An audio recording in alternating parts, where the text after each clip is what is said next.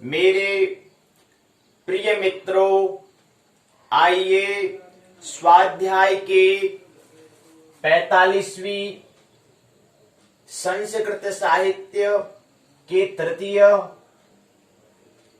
Computer technology संगणक प्रौद्योगिकी के पंचम दिवसीय पाठशाला में आइए प्रवेश करें। जैसा कि आप जानते हैं कि उत्तराखंड मुक्त विश्वविद्यालय के पाठ्यक्रम के तहत यहाँ पर हम चर्चा कर रहे हैं, उससे संबंधित कुछ यहाँ पर हम जिसको जो हमारे जीवन से संबंधित है उसको हम यहाँ पर पाठशाला के दूसरे भाग में समझने का प्रयास करते हैं। और जो विश्वविद्यालय उत्तराखंड मुक्त विश्वविद्यालय हल्द्वानी के द्वारा जो निर्धारित पाठ्यक्रम है, सिलेबस है, उसको हम भाग 2 में, पाठशाला के भाग 2 में समझने का प्रयास करते हैं।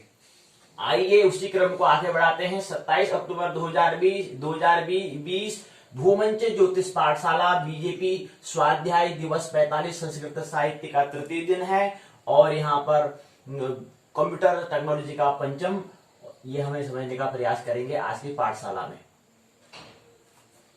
आइए आज की पाठशाला में प्रवेश करें और इसी क्रम को आगे बढ़ाते हैं आज की पाठशाला में। तो सबसे पहले पाठशाला का भाग 1 में पाठचर्या, प्रश्नोत्तर चर्चा, इसके अंतर्गत हम कंप्यूटर टेक्नोलॉजी संगणक प्रौद्योगिकी को समझने का प्रयास करेंगे। आज पंचम दिवस में प्रवेश करेंगे। आइए प्रवेश करें और साथ ही साथ कुछ ऐसी इंफॉर्मेशन सूचनाएं देनी है, उसको हमें सुनना है। उसके बाद हम भाग 1 में प्रवेश करेंगे, पाठशाला के भाग 1 में प्रवेश करेंगे। 1-2 बातें समझनी है, उसके बाद क्या करेंगे, पहले भाग में आएंगे। आइए पहले सूचना को लेते हैं, इंफॉर्मेशन, सूचना, खबर, समाचार को लेते हैं। 31 अक्टूबर 2020 परीक्षा कार्यक्रम योजना पे थोड़ा सूचना है, चर्चा है, उसको समझने का प्रयास करते हैं। जो 31 अक्टूबर 2020 परीक्षा कार्यक्रम योजना है पे चर्चा है, उससे संबंधित कुछ सूचना है। आइए सूचना को समझते हैं। पहला है उत्तराखंड मुक्त विश्वविद्यालय यूओयू की योजना। यूओयू की योजना क्या होती है? उसकी योजना है कि परीक्षा की अवधि वो 2 घंटे की परीक्षा होती है। पहले 3 घंटे का था, अभी इसको 2 घंटे का कर दिया है। और कुल प्रश्न हल जो हमें करने होते हैं, प्रश्न हमको हल कितने करने हैं, इसकी हम बात कर रहे हैं। कितने प्रश्न पूछे जाते हैं वो अलग बात है, लेकिन कितने हमें हल करने होते हैं उस पर हम बात कर रहे हैं। तो 6 प्रश्न पत्र हमको हल करने होते हैं। 6 प्रश्नों के हमें उत्तर देने होते हैं, प्रश्नोत्तर देने होते हैं, प्रश्न के उत्तर हमें देने होते हैं, हल करने होते हैं। और दूसरी बात यहाँ पर हम जानते हैं कि यूओयू की जो योजना है वो परीक्षा से संबंधित, उसमें 2 भाग उसके होते हैं। पहला होता है लिखित और मौखिक या मौखिक, उसको हम कह सकते हैं। वो होता है सत्र कार्य, असाइनमेंट उसको बोलते हैं। वो होता है 20 अंक का होता है। इसका भी जो सत्र कार्य है ये भी 2 भागों में होता है, पहले भाग और दूसरे भाग। पहले को लघु बोलते हैं, दूसरे को दीर्घ बोलते हैं। तो लघु 2 भाग होते हैं, पहला लघु या दीर्घ या लघु हो सकता है, लेकिन 2 भाग होते हैं, हमें ख्याल रहना चाहिए। सुकन से कोई भी हो सकता है, लघु या दीर्घ जो भी है, हमें लेकिन 2 भाग होते हैं, हमें स्मरण रहना चाहिए।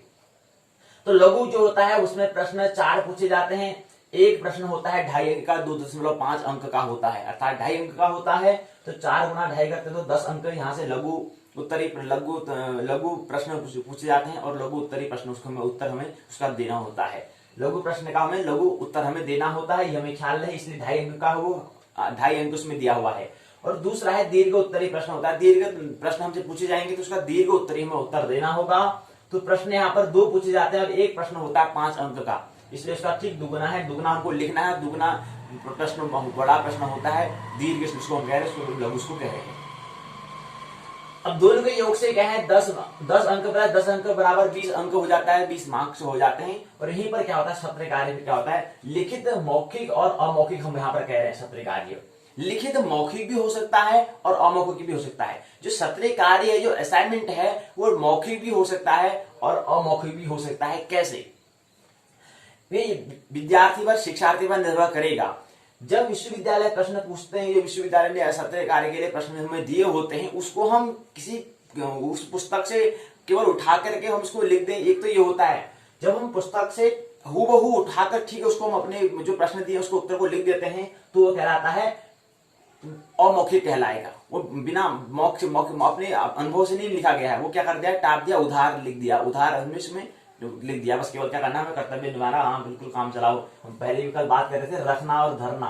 रखना मतलब होता है रटना, काम चलाओ के लिए हमें करना होता है, ऐसे हमने काम चलाओ कर लिया, थोड़ा सा पढ़ लिया, बस ठीक है काम चल जाए, बस काम चल जाए के लिए उसको मैंने रख लिया, वहां पर धर दिया, उसको मैंने नोट कर लिया, हमने दर्ज उसको कर दिया, वो कहलाएगा अमौखिक। और मौखिक ये होता है कि एक लिखित मौखिक, मतलब क्या होता है कि जो एक शिक्षार्थी है उसको अध्ययन करता है, उसके बाद जो प्रश्न होता है उसको किताब पुस्तक के माध्यम से नहीं, अपना जो उसने अभी तक पढ़ा था उसके माध्यम से उसमें मौखिक करता है, बिना देखे क्या है उसको लिखता है। तो बिना देखे और देखे दो हो सकते हैं।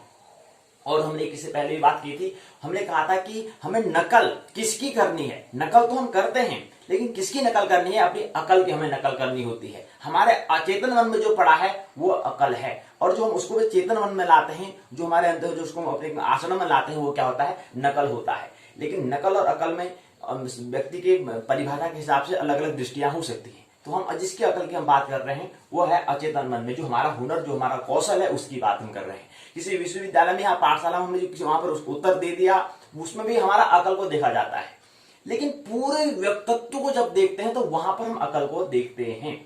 और लेकिन वहां पर जब हम परीक्षा देते हैं वहां पर ही हम अकल को देखते हैं, लेकिन अकल का एक हिस्से, एक भाग की केवल हम वहां पर बात आती है। लेकिन पूरे व्यक्तित्व, अगर हम किसी कृष्ण के व्यक्तित्व में बात करते हैं, व्यक्तित्व मतलब होता है पूरा जीवन, मतलब जन्म से लेकर के मृत्यु पर्यंत उन्हें क्या काम किया, वो व्यक्तित्व कहलाता है, वो उसकी पर्सनैलिटी कहलाती है। तो उस व्यक्तित्व में उसका पूरा, उसका जो अकल है उसकी हम नकल को हम देखते हैं, उसकी अकल को, उसको जो अचेतन में बीज था वो फल तक, जो बीज है वो फल तक पहुंचा नहीं पहुंचा, या बीज को पेड़ बना, फिर उसके बाद बारिश तूफान आई, आधी तूफान आई, गिर गया, या पूरा फल तक उसने, उसकी जो यात्रा अंतिम जो था, अंतिम फल था वह फल होना, फल उसका बनना है। अर्थात अंतिम मतलब होता है निर्वाण, बुद्धत्व को प्राप्त होना, हम कह रहे हैं, इसकी तुलना वहां पर कर रहे हैं, उसकी दृष्टांत तो वहां, इसलिए हम इसको जिक्र कर रहे हैं, दृष्टांत तो उसका ही दे रहे हैं। तो कैसे वो बना नहीं बना, खिला या नहीं खिला, फूल बने, फूल के बाद फल बना नहीं बना, इसकी हम बात कर रहे हैं। तो वो व्यक्तित्व में पूरा देखा जाता है। तो इसलिए हमें अकल की तो हम नकल हम करते ही हैं, क्योंकि कहीं ना कहीं से ये सारे हमको मिल रहे होते हैं। उसको पहले हम हमारे अंतस में होता है, पहले अंतस में होना चाहिए तभी तो उसको बाहर निकाल पाएंगे। तो अंतस में है तभी वो बाहर आता है, इसलिए उसको नकल और अकल की हमें क्या करनी है, नकल करनी है। और एक अकल ये होता है, आमतौर पर होता है कि किसी कॉपी से मतलब देखेंगे, परीक्षा होता है, हाँ क्या कर रहे थे, रुको भी दिखा, अरे टीचर गुरुजी नहीं देख रहे हैं, दिखा तो सही क्या कर रहे हैं, या कॉपी ले लेंगे। ये अकल, ये क्या, ये है दूसरे की नकल का नकल करना, उसको कह सकते हैं। तो ये नकल चीटिंग उसको कह सकते हैं। लेकिन ऐसे नकल से क्या लाभ होगा आपको, इस ऐसे नकल से अगर आप टॉपर भी बन जाते हैं, 100% अंक भी ला जाते हैं, लेकिन क्या फायदा, क्या फायदा इस चीज से? आप तो अपने आप को धोखा दे रहे हैं। अपने आप को धोखा देने से क्या फायदा होगा, किसके लिए होगा ये बीज? अपने आप को ही गड्ढे में डालने के लिए, अपने डालने की योजना बनाना, हम इसको कहेंगे। तो आइए, तो हमें अकल की नकल करनी है। चीटिंग भी अगर हमें करनी है तो किसी करनी है, अपने अचेतन की करनी है। तो इसके लिए हमें क्या करना होगा, स्वाध्याय करना होगा, अपने अंदर जो कौशल हुनर है उसको, उसकी चीटिंग करो, बस ये चीज करना है। आइए, तो ये हमने कहा कि क्या है, पहले सत्र कार्य में भी क्या हो सकता है, मौखिक और अमौखिक हो सकता है। बिना देखे मुखाग्री और अमुखाग्री होता है। कोई प्रश्न पूछा तो बिना मुखाग्री बोल दो, कोई कहीं से ही पूछ लो, कोई दिक्कत नहीं। हमारा काम ही क्या है, सुबह शाम यही पढ़ना है, पढ़ो पढ़ो, पढ़ना ही तो काम है। अगर तुम कुछ भी पूछ लो, अगर नहीं आएगा तो हो ही नहीं सकता। क्योंकि मैं जैसे ही जिसमें खाली वक्त मेरे को मिलता ही नहीं, जिसमें करता हूँ मैं सीधा धनी में लगा रहता हूँ। जब कुछ भी पूछो, गुरुजी पूछो तो सही, हम तैयार हैं। फिर आप नहीं पूछोगे तो फिर हम आपसे प्रश्न पूछेंगे, हम भी आपसे पूछ सकते हैं। तो ये हमें क्या लगना, साक्षात्कार में भी ये होता है। इंटरव्यू अगर जो होता है तो एक शिक्षार्थी एक दूसरे को ऑब्जर्व कर रहे होते हैं, एक दूसरे का क्या करते हैं, निरीक्षण कर रहे होते हैं। ख्याल लेना चाहिए कभी अगर साक्षात्कार, कोई इंटरव्यू किसी से हम बातचीत करते हैं, अगर हम उसको बात या कोई साक्षात कहीं हम अगर नौकरी के लिए कहीं हमें जॉब करनी होती, तो वहां पर भी जब इंटरव्यू लिया जाता है तो वहां पर दोनों का ऑब्जर्व, मतलब ऐसे जरूरी नहीं कि वही जो लेने वाला है वही हमें करे, आप भी उसका ऑब्जर्व कर सकते हैं, आप भी। और लेते हैं, आप कितना लेते हैं वो आप अपनी दर के हिसाब से, अपनी क्षमता के हिसाब से होता है, लेकिन लेते जरूर हैं। तो इसलिए साक्षात्कार में क्या हो, ऐसा साक्षात्कार हो जाए कि जो साक्षात्कार लेने वाला जो इंटरव्यू वाला है उसको भी समझ में आने लगे, हाँ ये मेरा भी क्या कर रहा है, साक्षात्कार ले रहा है। क्यों? क्योंकि वो भी क्या है, वो उसमें भी और उसमें भी कोई अंतर नहीं है, क्योंकि उसमें के अंदर भी आत्मा है और आपके अंदर भी आत्मा है। आप एक स्वतंत्र, आप एक अलग यूनिक हो, वो एक यूनिक है, अमौलिक है, मतलब भिन्न भिन्न है। तो इसे दोनों ले सकते हैं। बस नाटक करो आराम से, कोई दिक्कत नहीं। बाकी जीवन में करना ही क्या है, कुछ नहीं करना जी, नाटक करना है, अभिनय करना है, ड्रामा करना है। ड्रामा तो चल ही रहा है हमारा यहाँ पर, अभी नाटक हम समझेंगे। तो कल हमने सब समझने का प्रयास किया, अभी इसको पाठशाला के भाग 2 में समझेंगे।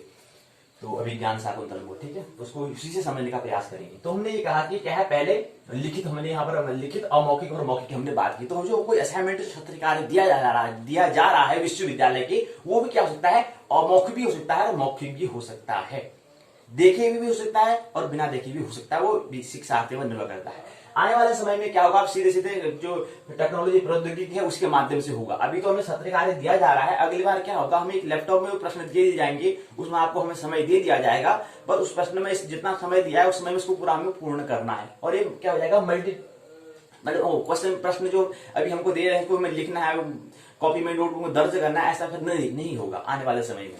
आने वाले समय में क्या हो जाएगा, कंप्यूटर में होगा, प्रश्न दिए जाएंगे तो वहां पर समय दिया जाएगा, प्रश्न बोलेंगे टिक मारो बस हो गया। जैसे मतलब आजकल होता है एग्जाम, आगे से आजकल ऑनलाइन जो एग्जाम हो रहे हैं, ऐसे वो भी क्या होगा, उसको हमें दे देना होगा, सीधे वो वहाँ ऑनलाइन हो जाएगा। अब ऑनलाइन चल ही रहा है सब चीज, तो हमें ध्यान देना है।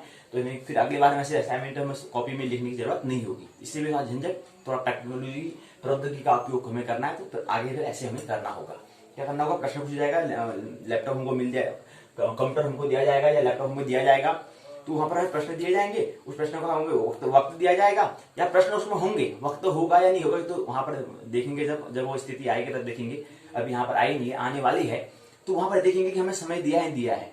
लेकिन परीक्षा में तो समय दिया होता है, अब सत्र कार्य असाइनमेंट में समय दिया है नहीं दिया है, अभी इसमें पूर्ण हम भी असमंजस में है। अगर समय दिया हो तो भी ठीक है, प्रयास यही करें कि समय दिया हो, उसमें समय दिया, उसको एक समय में उसको पूर्ण कर लें, ये अच्छा रहता है। क्योंकि अपना मूल्यांकन हम टाइम के हिसाब से करेंगे तो और अच्छा रहेगा। अगर नहीं दिया तो भी ठीक ही है, लेकिन अब होगा क्या, ऐसे ही होगा जैसे हमारे ऑनलाइन परीक्षा होते हैं, ऐसे इसमें भी होने वाला है। ये थोड़ा उत्तराखंड मुक्त विश्वविद्यालय की आने वाले समय में ऐसा होने वाला है, ऐसी सूचना आ रही है, ऐसी खबर, ऐसी संकेत हमें मिल रहे। अब दूसरा आता है यूओ की योजना का, दूसरा है लिखित मौखिक। वो होता है परीक्षा हॉल में हमें जाना होता है, वहां पर हमें समूह के माध्यम से सभी व्यक्ति होते हैं, वहां पूरी शिक्षा दे रहे होते हैं। वो भी क्या है, मौखिक वहां पर हो सकता है और मौखिक वो भी हो सकता है। लेकिन अधिकतर क्या होता है, क्योंकि वहां पर शिक्षक वहां पर निरीक्षण कर रहे होते हैं, कुछ चीटिंग कर तो नहीं कर रहा है, छड़े लेकर के देख लेते हैं कहीं कर तो नहीं रहा है, इसलिए उसको हम वहां पर मौखिक ही हम कहेंगे कि अपने बिना देखे ही हम कहेंगे, बिना देखे व्यक्ति को कहता है वो लिख रहा है, इसलिए लिखित हमने कहा है, रिटन एग्जाम हम कहते हैं। तो ये भी क्या है, इसमें क्या है, इसमें लघु और दीर्घ यहाँ भी होते हैं। लघु वाले में क्या होते हैं, प्रश्न 4 पूछे जाते हैं। तो यहाँ पर हमने सत्र कार्य में कितने प्रश्न हो गए, 4 2 6। सत्र कार्य में भी क्या है, जो असाइनमेंट है उसमें भी 6 प्रश्न पूछे जाते हैं। टोटल अंक 20 के होते हैं, 20 अंक का होता है प्रश्न। और यहाँ प्रश्न प्रश्न पत्र होता है। और यहाँ पर क्या होता है, यहाँ पर भी आइए आप लिखित परीक्षा को, लिखित मौखिक को समझे, अर्थात रिटन एग्जाम जो है, लिखित परीक्षा जो है उसको समझने का प्रयास करते हैं, लिखित मौखिक परीक्षा को समझने का प्रयास। दूसरा भाग में जो यूओ की योजना के दूसरे भाग में आती है। तो ये जो हम लिखित मौखिक परीक्षा की बात करें, इसकी परीक्षा की अवधि 2 घंटे की होती है। इसका तो समय निश्चित होता है, पहले 3 घंटे का था, 2 घंटे का, और कुल प्रश्न पत्र जो हम हल करने होते हैं वो 6 होते हैं। ये लिखित मौखिक परीक्षा की हम यहाँ पर बात कर रहे हैं। इससे पहले क्षत्रिय जो कार्य है असाइनमेंट उसकी बात कर रहे थे, अब हम बात कर रहे हैं लिखित मौखिक परीक्षा की बात कर रहे हैं। तो इसकी परीक्षा की अवधि जो है 2 घंटे की, कुल प्रश्न पत्र होते हैं, हल करने होते हैं 6। और वहां पर हमें क्या होता है, परीक्षा भवन में हमें जाना होता है, कहीं पर वहां पर जमा करना होता है, और समूह में परीक्षा दे रहे होते हैं। बीच में क्या होता है, अंतराल जैसा होता है, तो वहां पर हमें देना होता है, इसको लिखित मौखिक परीक्षा। इसमें क्या होता है, इसमें भी 2 भाग होते हैं, पहले 3 होते हैं, अब 2 होते हैं। पहले 3 घंटे का था, अब 2 घंटे का है। पहले 3 घंटे थे, अब 2 घंटे है। तो 2 घंटे क्या है, पहला लघु, दूसरा दीर्घ। लघु के अंतर्गत 4 प्रश्न पूछे जाते हैं, और एक प्रश्न पत्र जो एक प्रश्न का जो अगर हम जो अंक प्रश्न जो है उसका उत्तर देंगे तो उसमें हमें कितने अंक मिलते हैं, 10 अंक हमें मिलते हैं। हम कितने लाते हैं हमारे पर निर्भर रहेगा, लेकिन निर्धारित कितने अंक हैं, 10 अंक हैं। तो 10 को 40 अंक से मतलब 4 प्रश्न पूछे जाते हैं, एक 10 अंक का है, तो 10 को 40 अंक का क्या हो गया, एक पहला खंड हो गया, पहला लघु खंड हो चुका है, लघु उत्तरी प्रश्न का पहला भाग हो चुका है। तो 4 प्रश्न पूछे जाते हैं, 10 को 40। और दूसरा दीर्घ में क्या होता है, दीर्घ में प्रश्नों की संख्या 2 होती है, लेकिन दीर्घ हो जाता है, ठीक दुगुना उसका हो जाता है। तो और यहाँ पर दुगुना हो जाता है और प्रश्न ठीक उसके आधे हो जाते हैं। अंक की मात्रा जो है दुगुनी हो जाती है, प्रश्नों की मात्रा ठीक उसकी आधी हो जाती है, इसलिए इसको दीर्घ, इसको लघु कहते हैं। तो दो प्रश्न पूछे जाते हैं, 2 प्रश्न, एक प्रश्न पत्र 20 अंक का, 2 जो होंगे 40 का। तो 40 अंक का क्या हो जाता है, दूसरा खंड भी हो जाता है। और दोनों खंड के योग से 40 + 40 बराबर क्या होता है 80 अंक का क्या बन जाता है लिखित मौखिक परीक्षा का जो आयोजन उत्तराखंड मुक्त विश्वविद्यालय कराते हैं। ये विश्वविद्यालय कोई विश्वविद्यालय कराता है, तो 80 अंक का ये है। तो इन दोनों के 80 अंक यहाँ पर होता है और सत्र कार्य 20 अंक का है, तो 20 + 80 बराबर क्या होता है 20 + 80 20 + 80 बराबर 100 अंक हो जाते हैं। तो 80 और 20 के योग को हम क्या करते हैं, योग जो होता है वो 100 हो जाता है और 100 अंक का क्या हो जाता है प्रश्न पत्र हो जाता है। ऐसे ही क्या होंगे एक साल में कितने प्रश्न पत्र होते हैं 6 प्रश्न पत्र होते हैं, क्योंकि एक विषय के 2 प्रश्न पत्र, 2 विषय के 2 प्रश्न, दूसरा जो प्रश्न पत्र है दूसरा विषय जो उसके भी 2 प्रश्न पत्र होंगे, तीसरा विषय उसके भी 2 प्रश्न पत्र होंगे, तो 2 2 4 2 6, तो 6 प्रश्न पत्र होते हैं। टोटल पूर्णांक कितना हो जाएगा 600 का क्या हो जाएगा पूर्णांक हो जाएगा। टोटल जो स्नातक के अंदर के जो 3 विषय हैं उनके पूर्णांक कितने जाएंगे 600, और 600 में आप कितना नंबर लाते हैं 600 में 700 नंबर लाते हैं, 800 नंबर लाते हैं या 200 लाते हैं या 400 लाते हैं, ये हमारे शिक्षार्थी पर निर्भर करेगा कितने नंबर लाते हैं, कितने अंक अर्जित करते हैं, ये व्यक्तिगत उसके प्राप्तांक में निर्भर करेगा। तो आइए ये पहला भाग हमारा पूरा हुआ। दूसरा एक प्रश्न इसी के अंदर जो पहला चरण है, दूसरा चरण है भाग 1 के अंदर पहला चरण, दूसरा चरण है कि साहसी कौन, साहसी व्यक्ति कौन कहलाएगा। दो व्यक्ति आपस में बात कर रहे थे, बात करते करते इतनी बड़ी हो गई कि एक व्यक्ति ने पत्थर उठाकर उसको मारने के लिए दौड़ा। हमें पता करना है हम साहसी कौन, हम साहसी किसे कहेंगे, साहस वाला हिम्मत वाला व्यक्ति कौन है, इसकी हमें पहचान करनी है। तो क्या करते हैं आपने दोनों बात कर रहे थे, लेकिन बात इतनी उलझ गई कि क्या है एक व्यक्ति इसको दूसरे को मारने के लिए पत्थर उठाकर मारने चलता है, और दूसरा व्यक्ति क्या है, दूसरा व्यक्ति ने पत्थर नहीं उठाया है।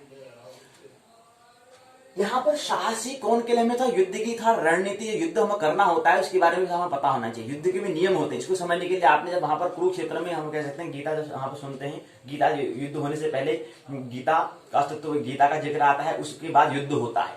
तो युद्ध में जब युद्ध होता है, पांडव और कौरव का युद्ध होता है, तो वहां पर इसी को युद्ध को हम धर्म युद्ध कहते हैं। जब धर्म युद्ध मतलब क्या होता है कि सुबह क्या करेंगे, सुबह जम के लड़ाई करेंगे, शाम को ये आपस में मिलने जाते हैं, इसलिए धर्म युद्ध है। धर्म का मतलब होता है केवल ये जानते हैं, इनको कुछ ख्याल नहीं, क्योंकि जीवन क्या है कि नाटक है, जीवन एक अभिनय है, केवल हमें क्या करना है, एक ड्रामा हमें करना होता है, केवल हमें अभिनय करना होता है। इसलिए वो जो सुबह जो आपस में लड़ रहे थे वो शाम को कुशल क्षेम पूछने भी जाते थे, हमें कितना दर्द तो नहीं हो रहा है, ये पूछने जाते हैं। तो ऐसा अभिनय, ऐसी दृष्टि महाभारत की है, तो इसलिए तो इसको महाभारत कहा, महाभारत उसको हमने इसलिए कहा है। तो आप शब्दों को भी साथ, जो शब्दों को भी साथ, शब्दों के अर्थ को भी साथ समझने का प्रयास करें। ऐसे ही महाभारत कोई बोल रहा है, उच्चारण बोल रहा है, ऐसे हम उच्चारण करते हैं, ऐसा नहीं, इसलिए इसको महाभारत कहा है। तो महाभारत में क्या है, वहां पर क्या कर रहे हैं, सुबह शाम पर युद्ध कर रहे हैं, जैसे युद्ध का समय, युद्ध के भी नियम होते हैं, वीर के साथ, महावीर के साथ, इनका एक नियम होता है कि जो जैसे योग्य व्यक्ति है, अगर अर्जुन है तो अर्जुन के साथ भीष्म पितामह युद्ध करेंगे, भीम है तो भीम के साथ दुर्योधन युद्ध करेगा। तो ये निश्चित व्यक्ति है कि कौन कितने योग्य, जो जिसकी समतुल्य जो है उसके हिसाब से युद्ध होता है। और दूसरा क्या है, और भी युद्ध के नियम होते हैं।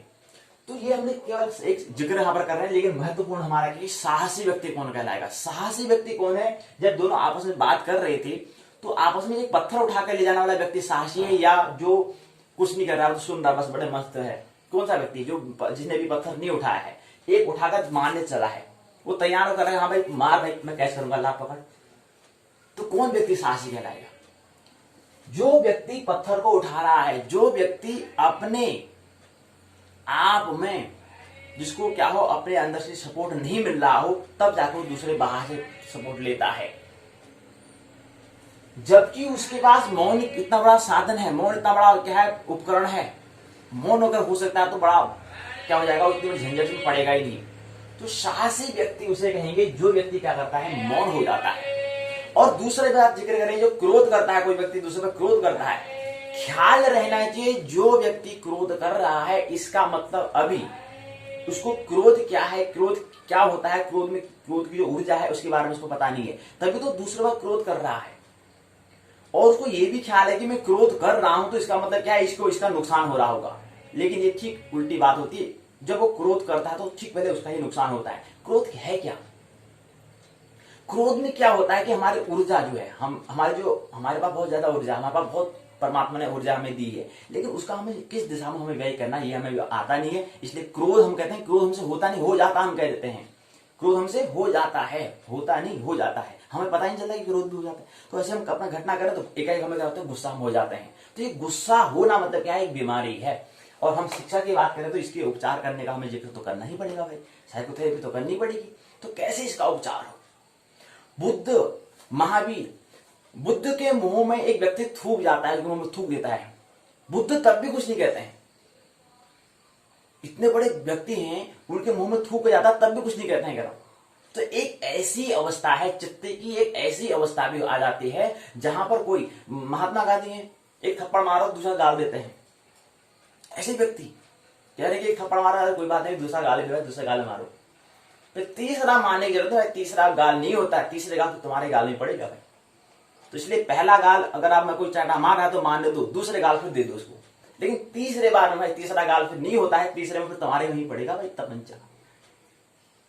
इसलिए हमें क्या करना है, पहले हमें क्या करना है, जैसे बुद्ध महावीर कह रहे हैं तो उनको कुछ कोई दिक्कत नहीं, उनको पता है क्योंकि गुस्सा में उसने क्या कर रखा है, घटना कर रही है। फिर क्या होता है, जब बुद्ध का थूकते तो दोबारा वापस आता है, बुद्ध मेरे को माफ करना, मैंने आपको करा, आप तो कुछ कहा ही नहीं। उन्होंने कहा भाई आप लेट हो चुकी है भाई, अब किसी और से करो, ये इससे मैं आगे बढ़ चुका हूँ, इससे आगे यात्रा हो चुकी है। पहले मुझे था, मैं भी बहुत इसमें रस लेता था, मैं भी क्या था, मारने में, डंडे मार ले, छड़ी मार के मारने चलता था, लेकिन अब मैं बहुत आगे बढ़ चुका हूँ इससे, अब मेरे को उसमें कोई रस नहीं है, अब मैं उसके आगे यात्रा कर चुका हूँ, उससे आगे की यात्रा मेरी हो चुकी है, इसलिए मेरे को इसमें कोई रस नहीं मिलता है। तुम थूको या नहीं थूको उससे कोई मतलब नहीं है। फिर वापस आके क्या कहता है, बुद्ध से वो क्षमा मांगता है कि मैंने वह गलती करी। तुम उस समय बुद्ध ने ये भी नहीं कहा कि क्षमा मांग, तूने गलत किया, बुद्ध ने कुछ भी नहीं कहा। बुद्ध ने उसको ही एक बाद में समझ में आया कि यार इतने मैंने तो इसको थूका, कुछ भी नहीं कहा, कुछ भी प्रत्युत्तर नहीं दिया, और ये फिर भी माफी मांगने आया। तो माफी मांगने भी बुद्ध ने ऐसा माफी मांगो ऐसा कुछ नहीं कहा, खुद उसको जब मन से गिलानी हुई तब जाके माफी क्षमा मांगने यहाँ पर आया। तो एक ऐसी अवस्था भी होती है। तो यहाँ पर साहसी व्यक्ति कौन कहलाएगा, साहस वाला व्यक्ति कौन है, हिम्मत वाला कौन व्यक्ति है, जो क्या करे, जो परिस्थिति के अनुकूल क्या करे, आचरण करे, अर्थात मौन रहे। पहली बात मौन, अर्थात क्या करे, पहले तो मौन हो जाए। अगर थोड़ा विज्ञान को थोड़ा सा चिंतन करने वाला व्यक्ति है तो परिस्थिति का अनुकूल, परिस्थिति को पहले जांचिए, परिस्थिति है क्या मेरे को क्रोध करना चाहिए नहीं करना चाहिए, क्या कौन सा मेरे को ढंग यहाँ पर अपनाना है, कौन सा मेरे को यहाँ पर कौन सा सूत्र मेरे को अपनाना है। इसलिए क्या करना, परिस्थिति के अनुकूल भी क्या करे, आचरण करे, ढंग को करे, क्या करे, उसके अनुकूल क्या करे, आचरण करे, मौन और परिस्थिति के अनुकूल आचरण करे। अगर लगता है कि हाँ फिर मेरे को भी यहाँ पर बोलना है तो बोले, अगर यहाँ पर नहीं बोलना है तो नहीं बोलना पड़ेगा। तो वहां बुद्ध को लगा कि नहीं बोलना, नहीं करना, क्योंकि पता था बहुत गुस्सा में आया है, और उसको पता, बुद्ध को इतना पता था कि क्या है, थोड़ी देर में भी क्षमा मांगने भी आएगा, इसलिए कुछ नहीं है, क्योंकि क्रोध की उस ऊर्जा को वो देख रहे हैं, वो उस ऊर्जा से आगे क्या है, आगे बढ़ चुके हैं, यात्रा कर चुके हैं, इसलिए वो क्या है, शिक्षक है, एक गुरु है, उसका आगे उन्होंने उस ऊर्जा को देख रखा है, उसको जान चुके हैं, उसको अपने अनुभव में ले लिया है, तो इसलिए कुछ नहीं कहते हैं। और दूसरा होता है कि जब हम कोई भी जब गुस्सा कर रहा है, कुछ हो रहा है, तो वहां पर पहले परिस्थिति का निरीक्षण करें या फिर क्या है, मौन हो जाए। तो एक बहुत अच्छा साधन है। तो साहसी व्यक्ति कौन कहलाएगा, साहसी व्यक्ति वही है जो परिस्थिति के अनुकूल आचरण करे या मौन रहे। अगर क्रोध करता है या पत्थर मार के शुरू करता है या गाली भी इसके अंदर आती है, जो अपशब्द हम बोलते हैं, वो भी क्या है, हमारी बीमारी है। जो समझदार व्यक्ति को समझ जाएगा कि यार बीमारी ही है, क्योंकि जो अपशब्द हम जिसे कहते हैं, हम गाली कहते हैं, उसके लिए भी हमें क्या होती है, उस शब्द के लिए हमें क्या करना पड़ता है, बहुत ज्यादा हमें ऊर्जा हमें क्या करनी पड़ती है, खर्च करनी पड़ती है, ऊर्जा हमें लानी पड़ती है। और जहां पर ऊर्जा का खर्च हो, जहां पर अपने आप को नुकसान हो, कौन व्यक्ति अपने आप को नुकसान में डालने का प्रयास करेगा, लेकिन हमें ख्याल में नहीं है, इसलिए हम ऐसा करते हैं। ऐसा हमारा ये अभी रोग है, इसका उपचार नहीं हुआ है, इसलिए हमसे ये घटनाएं हो जाती हैं। ये होती भी नहीं, हो रही है, मतलब पता नहीं चल रही, क्योंकि एक ऊर्जा हमारे पास बहुत ज्यादा है, तो उसका हमें सही दिशा में लगाना भी नहीं आता है, उसका राइट डायरेक्शन हमें पता नहीं है, उसकी दिशा का हमें पता नहीं है, इसलिए वो क्या हो जाती हैं। ऐसे कहते हैं प्रेम हो जाता है, कहते हैं प्रेम हो जाता है, कहते हैं कुछ ऐसी हो नहीं जाती है, वो क्या होता है उसका भी हमें ख्याल नहीं है, स्मरण नहीं है, इसलिए वो हमें हो जा रहा है, हमें ऐसा अनुभव। लेकिन जैसे हमें ऐसा लगता है, लेकिन जैसे अनुभव में ख्याल आता है तो पता चलता है कि मालिक तो मैं हूं भाई, मेरे बिना कोई चीज हो नहीं सकती है, तो ऐसा ख्याल रहे। तो दूसरा चरण क्या है, ये हमने कुछ संगीत समझने का प्रयास किया। तो साहसी में बनना है, और हमें हिम्मत और हमें बनना है। और धर्म के लिए, आध्यात्म में बहुत साहस की आवश्यकता होती है, अकेले रहने की आवश्यकता होती है, अहंकार को गिराने की आवश्यकता होती है। तो आइए द्वितीय चरण जो है, भाग 1 का द्वितीय चरण भी पूर्ण होता है। आइए तृतीय चरण में आइए हम प्रवेश करें। तृतीय चरण है संगणक प्रौद्योगिकी तकनीकी, कंप्यूटर टेक्नोलॉजी को समझने का प्रयास हम कर रहे थे। आज 5वीं पाठशाला है, तो इसमें हमने कहा था, कल हम समझने का हमने प्रयास किया था अपने कंप्यूटर को हम कितना जानते हैं, अपने मीट योर कंप्यूटर। इससे हमने पहले अध्याय में हमने ये समझने का प्रयास किया, मीट योर कंप्यूटर, अपने संगणक से मिलिए, हम कितना जानते हैं, हमारे पास कंप्यूटर। पहले तो हमने ये भी कहा था कि कंप्यूटर हमारे पास है या नहीं, पहले कंप्यूटर किसे कहते हैं या कंप्यूटर कैसे कहते हैं, अगर आपके पास नहीं हो तो प्रश्न का, अगर आपके पास नहीं है कोई दिक्कत नहीं, कंप्यूटर है इतना तो पता होना चाहिए। अगर कंप्यूटर है तब भी काम चल जाएगा। तो कंप्यूटर है, कंप्यूटर नहीं है तो लैपटॉप है, तो कुछ तो है ना। हाँ ठीक है, तो हमने पहले अध्याय में अपने, अगर है तो काम बन जाएगा, अगर नहीं है तो भी हमें क्या करना, फिर मनस यात्रा हमें करनी होगी, कल्पना के माध्यम से समझना होगा। कहीं पर तो आपने देखा होगा, कहीं विद्यालय में कहीं पर गुरुजी ने कभी दिखाया होगा, बोले भट्ट कहीं दिखाया होगा, तो कोई भी उसका जो हमने देखा है उसको हम अपने चेतन मन में लाएं, फिर तस्वीर बनाएं। अच्छा उसकी बात कर रहे हैं गुरुजी, हाँ जी हाँ चिंटू उसी की बात हो रही है। तो आज फिर आइए यहाँ पर, जैसे मैंने कल कहा था, तो पिछली क्लास वहां पर सबसे पीछे बैठेगा, तो आज सबसे आगे बैठ गया यहाँ पर। कल से तो सबसे लास्ट में बैठना, आगे तो बहुत यहाँ पर व्यवधान करता है बीच बीच में। कभी कहता है कि आंग्ल भाषा का उपयोग करते हो, कभी कहते हो ये, कभी हो, तो लास्ट पीछे कक्षा में बैठाकर ये, और था दूर बैठो, था नदी में क्यों बैठो, था दूर बैठो, ध्यान को सुनना। वहां पर हम प्रौद्योगिकी टेक्नोलॉजी को समझने का प्रयास कर रहे हैं। और ये रमेश थोड़ा आगे रहो, इसको जो बगल में सुरेश है, सुरेश को थोड़ा आगे बढ़ा, थोड़ा बीच में गैप रखो यार, एकदम से बीच में झुंड बना के मत बैठो, दूर बैठो थोड़ा आराम से। तो ये थोड़ा हमें समझ नहीं है बातें, तो संकेत क्या है इसको समझते हैं। तो हमने कल ये समझने का, पहले अध्याय जो था उसमें हम ये समझने का प्रयास किया कि मीट योर कंप्यूटर, अपने संगणक से मिलिए। तो अपने संगणक जो हमारे पास संगणक, हमने कहा था कंप्यूटर क्या है, कंप्यूटर को समझने का अध्याय पहले में किया था कि ये क्या है, इलेक्ट्रॉनिक डिवाइस है। डिवाइस मतलब होता है यंत्र, यंत्र मतलब होता है उपकरण, उपकरण मतलब होता है प्रोडक्ट, प्रोडक्ट मतलब होता है पदार्थ। क्या एक पदार्थ है, तो उस पदार्थ का हमें, उससे हमें क्या करना है, मीट करना है, मिलना है, और योर मैंने अपने कंप्यूटर से हमें मिलना है। तो उसके अंतर्गत अध्याय 1 के अंतर्गत हमने समझने का प्रयास किया था कि क्या है पर्सनल कंप्यूटर किसे कहते हैं, हमने ये समझने का प्रयास किया। पहले तो हमने ये समझने का प्रयास किया कि अध्याय 1 के अंतर्गत कि कंप्यूटर है क्या, कंप्यूटर क्या है, इलेक्ट्रॉनिक डिवाइसेस है, एक क्या है विद्युत आणविक क्या है उपकरण है। और दूसरा हमने कहा कि इसमें 3 चीज महत्वपूर्ण होती है, एक इनपुट, बीच में प्रोसेस, और फिर क्या होती है आउटपुट की। हमें 3 की चीज की हमें आवश्यकता होती है। कल उसको हमने समझने का प्रयास, धनुष बाण के उल्लेख से हमने समझने का प्रयास किया था कि एक धनुष है और एक बाण है, तो उसको जब छोड़ते हैं तो हमारे बीच में जो धनुष की जो प्रतिनिधिता जब खींचते हैं तो ये क्या हो रही है हमारी, ये हमारी प्रोसेसिंग हो रही है। और जो हमारा बाण, जो धनुष क्या है, धनुष क्या है हमारा इनपुट है, और बाण जो हमारा क्या, जो वहां पर लक्ष्य को भेज देगा वो क्या है आउटपुट है। ये हमने समझने का प्रयास, कल की पाठशाला में समझने का हमने प्रयास किया था कि क्या हमें 3 प्रोसेस की हमें आवश्यकता होती है, इनपुट, प्रोसेस एंड आउटपुट की हमें आवश्यकता होती है।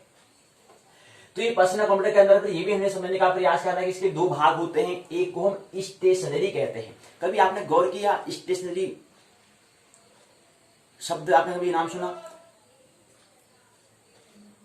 चिंटू? स्टेशनरी कल आप पूछ रहे थे, उसका मतलब होता है अचल। ये था चिंटू है, चिंटू थोड़ा समझदार व्यक्ति है, क्योंकि बीच में थोड़ा आंग्ल भाषा आती है तो वहां पर प्रश्न कर देता है, तो इसी के बहाने थोड़ा क्या होते हैं, थोड़ा उसको हम हिंदी भाषा में समझ सकते हैं, तो ये अच्छा प्रश्न पूछता है। लेकिन कभी कभी बीच में थोड़ा ज्यादा प्रश्न पूछ देता है, इसलिए थोड़ा इसको लास्ट में बैठाना पड़ता है, कक्षा के अंतिम पंक्ति में इसको बैठाना है। लेकिन थोड़ा आगे कभी कभी आगे भी बैठा देंगे इसको, लेकिन प्रश्न ठीक पूछता है। ये प्रश्न इसलिए पूछता है क्योंकि यहाँ पर जो कंप्यूटर को हम समझ रहे हैं तो थोड़ा अंग्रेजी भाषा का ज्यादा उपयोग इसमें हो रहा है, तो लेकिन थोड़ा इसको थोड़ा हिंदी में से पढ़ा वाला है ना, तो हिंदी में समझना हिंदी में इसको समझ में जल्दी आता है, इसलिए हिंदी जरूर पूछता है ये। तो चिंटू ठीक है, तो अभी और पूछ लीजिए, ज्यादा मत पूछना अभी, हाँ तो बहुत कक्षा में व्यवधान हो जाएगा, फिर लेक्चर पूरा हो नहीं पाएगा, इसलिए थोड़ा कम पूछना है।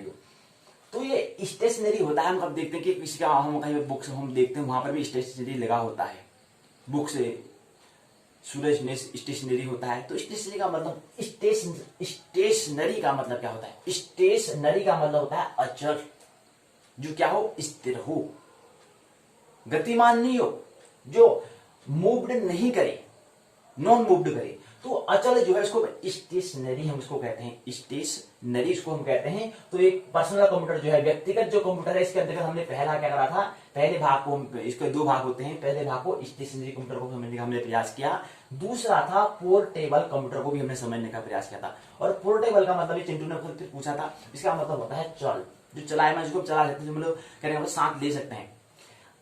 और फिर हमने कहा कि इसको हम कहते हैं साथ ले सकते हैं, जो चल सकता है, मतलब चल सकता है मतलब कि अपने आप में चलेगा, मतलब चल सकता है मतलब उसको हम एक स्थान से दूसरे स्थान ले जा सकते हैं, ऐसा हमें समझना चाहिए। और फिर स्टेशनरी के अंदर हमने देखा था कि डेस्कटॉप हमने बात की थी। डेस्क मतलब होता है मेज और टॉप मतलब होता है ऊपर, जिसको हम मेज के ऊपर, डेस्क के ऊपर हम रख सकते हैं, उसको हम लिखा था डेस्कटॉप कंप्यूटर, हमने इसको कहा था। तो पहला भाग है स्टेशनरी के अंदर क्या आता है, डेस्कटॉप आता है, अर्थात जिसको मेज के ऊपर रख सकते हैं, ऐसा यंत्र, ऐसा डिवाइस जिसको हम कह सकते हैं मेज के ऊपर हम रख सकते हैं। और क्या रहेगी, वो अचल रहेगी, उसको बार बार हिला नहीं, कहीं बैंक में आप देखते हैं तो कहीं कहीं कार्यालय, कहीं दफ्तर में आप देखते हैं तो वहां पर डेस्कटॉप लगा होगा, तो वहां पर कंप्यूटर जो होगा वो डेस्कटॉप कंप्यूटर हम उसको कहेंगे। क्यों? क्योंकि वो वहीं पर रहता है, वो कहीं हिलता जुलता नहीं है। कभी दीवार में भूले भटके कभी हिलाते सफाई के लिए तभी अलग बात करें, नहीं तो हिलाते नहीं है। ये हमने स्टेशनरी के अंदर समझा। दूसरा है पोर्टेबल अर्थात चल, इसके अंदर हमने समझा था लैपटॉप, हमने बात की थी। और भी इसके भाग हैं, और पर ज्यादा विस्तार से हमें नहीं जाना है, लेकिन जो मुख्य उसको समझ रहे हैं। तो मुख्य है लैपटॉप। लैपटॉप का मतलब होता है लैप, गोद के ऊपर हम रख सकते हैं, जिसको यहाँ पर डेस्कटॉप है, यहाँ पर लैपटॉप है, तो इसको जिसके हम क्या रख सकते हैं, अपने गोद के ऊपर ही हम इसे रख सकते हैं। यहाँ पर डेस्क के ऊपर रखने की बात हो रही है, यहाँ पर इसको अपने गोद में भी रख सकते हैं, क्योंकि हल्का फुल्का है, इसको रख सकते हैं, तो इसको क्या हम लैपटॉप इसको हम कह सकते हैं, कहते हैं लैपटॉप। गोद में ऐसा यंत्र, ऐसा डिवाइस जिसको हम गोद में भी हम रख सकते हैं, गोद में भी रख सकते हैं, इसको हम लैपटॉप इसको हम कहते हैं। ऐसे यंत्र को, ऐसे उपकरण को कहते हैं लैपटॉप कहते हैं। और लैपटॉप जो है पोर्टेबल अर्थात जो गतिशील है, आप लैपटॉप को उठा के हम बैग में ले जाके कहीं दूसरे काम भी हम ले जा सकते हैं, लेकिन डेस्कटॉप को हम कभी नहीं ले जा सकते हैं, क्योंकि वो क्या है, बहुत उसमें एक ही चीज नहीं, बहुत ज्यादा उसके बहुत सारे मित्र होते हैं, मित्र को उठाना पड़ता है, उन मित्र को हम इतने सारे को अपने हाथ नहीं उठा सकते हैं, नहीं ले जा सकते हैं, इसलिए इसको क्या करते हैं, डेस्कटॉप में फिक्स इसको कर दिया, इसलिए इसको स्टेशनरी कंप्यूटर के अंदर हमने रखा।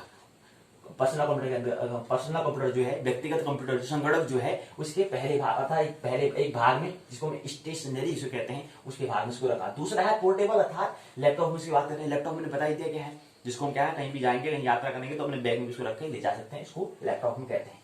तो पहले अध्याय मीडिया और कंप्यूटर, अपने संगणक को समझने का हमने प्रयास किया, उससे परिचय होने का प्रयास किया। तो आज के अध्याय में हम उसी क्रम को दूसरे अध्याय में आइए प्रवेश करते हैं। उससे पहले कुछ प्रश्न है, उसको लेते हैं, उसके बाद आगे बढ़ेंगे।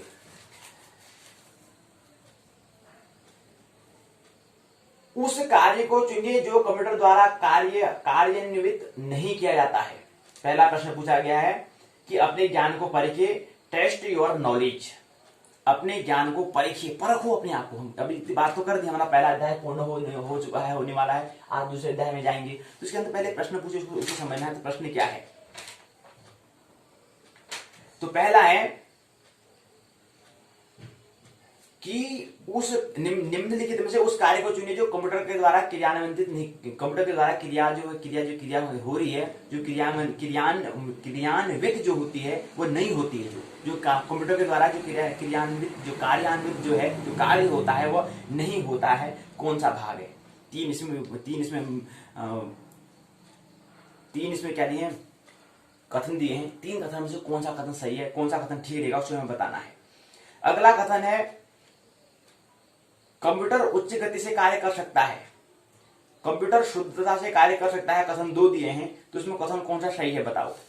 तीसरा प्रश्न है व्यावसायिक प्रबंधक ऑफिस में डेस्कटॉप, यात्रा के दौरान लैपटॉप, बैंक के लेखाधिकारी, मेडिकल प्रतिनिधि, बैंक के लेखाधिकारी जो हैं और मेडिकल प्रतिनिधि जो हैं, व्यवसायिक प्रबंधक ऑफिस में डेस्कटॉप, यात्रा के दौरान लैपटॉप। तो हमें क्या होते हैं, ऑफिस में क्या करते हैं, हम कहीं भी घर में कार्यालय दफ्तर में काम बनाते हैं, वहां पर डेस्कटॉप का उपयोग करते हैं। कई बार हमें अपनी घर में या कहीं यात्रा करनी होती है तो वहां पर लैपटॉप का उपयोग करते हैं। तो अगला कथन फिर है लैपटॉप कंप्यूटर आकार में बड़े होते हैं। लैपटॉप, दूसरा कथन है लैपटॉप कंप्यूटर हल्के होते, लैपटॉप कंप्यूटर जो है वो हल्के होते हैं। ये बात कथन की, जो कथन दिए हैं ये कथन सही है, इसका हमें उत्तर देना है। तो लैपटॉप कंप्यूटर आकार में बड़े होते हैं, लैपटॉप कंप्यूटर आकार में छोटे होते हैं। तो कौन सा कथन सही है ये बताओ आप। उसके बाद ये 4 प्रश्न, इसको हमें प्रश्न पूछे हैं, इसको हमें लेना है, इसको चिंतन करना है कि क्या होगा, क्या इसका उत्तर होगा। हमें क्या करना है, खोज करना है, खुद हमें सोचना है। अगला है स्मरणीय तथ्य, टर्म्स ऑफ रिमेंबर। कंप्यूटर एक इलेक्ट्रॉनिक उपकरण होता है। इलेक्ट्रॉनिक मतलब होता है विद्वानिक, मतलब पदार्थ का छोटा पदार्थ का सूक्ष्म रूप को हम इलेक्ट्रॉनिक कहते हैं। पदार्थ का, मैटर का, प्रकृति का सूक्ष्म रूप को हम क्या कहते हैं, इलेक्ट्रॉनिक कहते हैं। तो कंप्यूटर एक इलेक्ट्रॉनिक उपकरण है, डिवाइस है जो गणितीय, तार्किक और ग्राफिक गणनाओं को आसानी से हल करने के लिए हमारे पास क्या करता है, हेल्प हमें करता है, सहायता करता है। तो कंप्यूटर एक इलेक्ट्रॉनिक उपकरण है जो गणितीय, तार्किक और ग्राफीय गणनाओं को आसानी से हल करता है, हल कर सकता है। उसको कौन कर सकता है, वो कंप्यूटर कर सकता है, अर्थात संगणक कर सकता है, अर्थात एक इलेक्ट्रॉनिक डिवाइस जो हमसे बात कर रहे हैं वो कर सकता है। इलेक्ट्रॉनिक मतलब विद्युत आणविक यंत्र कर सकता है। दूसरा है डेस्कटॉप। डेस्कटॉप कंप्यूटर जो है साधारणतः डेस्क या मेज पर रखे जाते हैं। अगला है प्रोग्राम, एक निर्देशों का समूह होता है। प्रोग्राम किसे कहते हैं, प्रोग्राम किसे कहते हैं, प्रोग्राम कह रहे हैं कि प्रोग्राम एक निर्देशकों का समूह होता है जिसकी सहायता से कंप्यूटर किसी दिए गए कार्य को कार्यान्वित करता है। दूसरा एक और यहां पर तथ्य जो हमें समझना है, टर्म्स को समझना है। वर्ल्ड वाइड वेब में वेब पेज पर डॉक्यूमेंट होता है। www वर्ल्ड वाइड वेब, जिसे हम वेबसाइट कहते हैं, www आगे लिखा था, www क्या होता है, फुल फॉर्म होता है वर्ल्ड वाइड वेब होता है। तो वर्ल्ड वाइड वेब में वेब पेज एक डॉक्यूमेंट होता है, एक डॉक्यूमेंट एक दस्तावेज होता है। कह रहे हैं कि वर्ल्ड वाइड वेब जो है क्या है, जो वर्ल्ड वाइड वेब में जो वेब होता है, वेब पेज क्या है, जो पेज है वो क्या है, डॉक्यूमेंट एक दस्तावेज है। यूनिफॉर्म रिसोर्सेज लोकेटर या URL वेब में स्थित दस्तावेजों एवं अन्य स्रोतों का क्या है, वेब एड्रेस होता है, इसमें बताया है। तो कुछ बात हमें टर्म्स में स्मरण रखने, रिमेंबर रखने, तो ये हमने समझने का प्रयास किया। पर्सनल कंप्यूटर को हमने समझने का प्रयास किया। तो पहला अध्याय में हमने क्या समझा कि मीट योर कंप्यूटर को समझा, अपने संगणक से हमने मिलने का हमने प्रयास किया। अब अध्याय 2 है डिफरेंट पार्ट्स ऑफ पीसी। अब पीसी का यहाँ पर उपयोग करेंगे। पर्सनल कंप्यूटर बार बार हम जिक्र नहीं करेंगे, लेकिन एक बार जब हम पीसी कह रहे हैं तो उसको पता होना चाहिए इसकी पूरा नाम क्या होता है। तो पीसी का मतलब है पर्सनल और सी का मतलब है कंप्यूटर, अर्थात हिंदी में कहते हैं व्यक्तिगत कंप्यूटर हो गया, संगणक, व्यक्तिगत संगणक जो है उसकी हम यहाँ पर बात कर रहे हैं। अब इसके विभिन्न पार्ट्स क्या है इसको समझते हैं। कंप्यूटर के भाग होते हैं, पार्ट्स ऑफ कंप्यूटर हैं। कंप्यूटर के कई भाग होते हैं, प्रत्येक भाग का एक विशिष्ट कार्य होता है। जैसे हमारे क्या शरीर के भाग होते हैं, पार्ट्स होते हैं, ऐसे ही कंप्यूटर का जो है, जो एक यंत्र है, इसके भी क्या होते हैं, व्यक्ति के भी भाग होते हैं, शरीर अंग, उसको हम अंग कहते हैं, शरीर के अंग कहते हैं। ऐसे ही क्या है कंप्यूटर जो यंत्र है, यंत्र के भी क्या है भाग होते हैं। कौन कौन से भाग होते हैं इसको हम समझने का प्रयास यहाँ पर करेंगे। कंप्यूटर के सिस्टम यूनिट को साधारणतः एक बॉक्स के नाम से जानते हैं जिसके अनेक आंतरिक भाग होते हैं। तो कंप्यूटर के सिस्टम यूनिट को, जो कंप्यूटर है, जो संगणक है, उसके सिस्टम बना होता है, प्रणाली यूनिट बना होता है, इकाई को साधारणतः एक बॉक्स, एक क्या है पेटी के नाम से हम इसको जानते हैं। बॉक्स मतलब होता है डब्बे के नाम से हम जानते हैं, जिसके अनेक आंतरिक क्या होते हैं, आंतरिक भाग होते हैं। आंतरिक भाग कौन कौन से होते हैं, आंतरिक भाग के अंदर जो बात आती है मदरबोर्ड, हम उसकी बात करते हैं, वीडियो कार्ड की हम उसकी बात करते हैं, और साउंड की हम यहाँ बात करते हैं। तो यहाँ पर विभिन्न पार्ट्स पीसी की हम बात कर रहे हैं। तो डिफरेंट पार्ट्स ऑफ पीसी, तो इसके दो भाग होते हैं, एक बाह्य होता है, एक बाह्य होता है, एक आंतरिक होता है। तो आंतरिक के अंतर्गत क्या आता कह रहे हैं, आंतरिक अंतर्गत मदरबोर्ड आता है, वीडियो कार्ड आता है, साउंड कार्ड आता है, और भी बहुत कुछ आता है। उसके बाद दूसरा भाग आता है, दूसरा है बाह्य भाग, उसको हम कहते हैं। उस बाह्य भाग के अंतर्गत हम क्या होता है, कंप्यूटर के बाहरी भाग जैसे होते हैं, जैसे क्या है मॉनिटर, फिर एक कीबोर्ड, फिर माउस, ये क्या है सिस्टम यूनिट से जुड़े हुए होते हैं। और हमने कहा कि सिस्टम यूनिट क्या है, कंप्यूटर के सिस्टम यूनिट को हम साधारणतः एक बॉक्स के नाम से हम जानते हैं।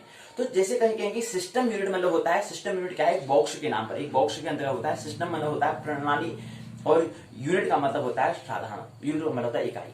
तो पूरे उसको एक बॉक्स के नाम से हम जानते हैं। सिस्टम यूनिट अगर हम कहेंगे तो वहां पर क्या है, बॉक्स के वहां पर जिक्र कर देंगे, एक बॉक्स के अंदर पूरे सिस्टम उसके अंदर आ जाते हैं। ठीक है, पीसी को जोड़ना, अब हमारे पास क्या है कंप्यूटर है, तो उसके अंदर बहुत सारे जो भाग हैं, बहुत सारे जो उनके अंग हैं, उनको जोड़ना भी हमें आना चाहिए। क्योंकि जब हम बाजार से, मार्केट से लाएंगे तो हमें क्या है टूटे फूटे मतलब अलग तितर बितर होंगे। अब उन तितर बितरों को हमें जोड़ना है, क्योंकि हमें क्या करना है, एक दफ्तर में, कार्यालय में काम करना है, तो उसको कंप्यूटर पे एक जगह में क्या करना है, उसको हमें स्थापित करना है, उसको रखना है, उसको स्थिर कर देना है, हमें स्टेशनरी कर देना है, अचल इसको हम कर देना है, तो वहां पर हमें पार्ट्स को सब जोड़ने होते हैं।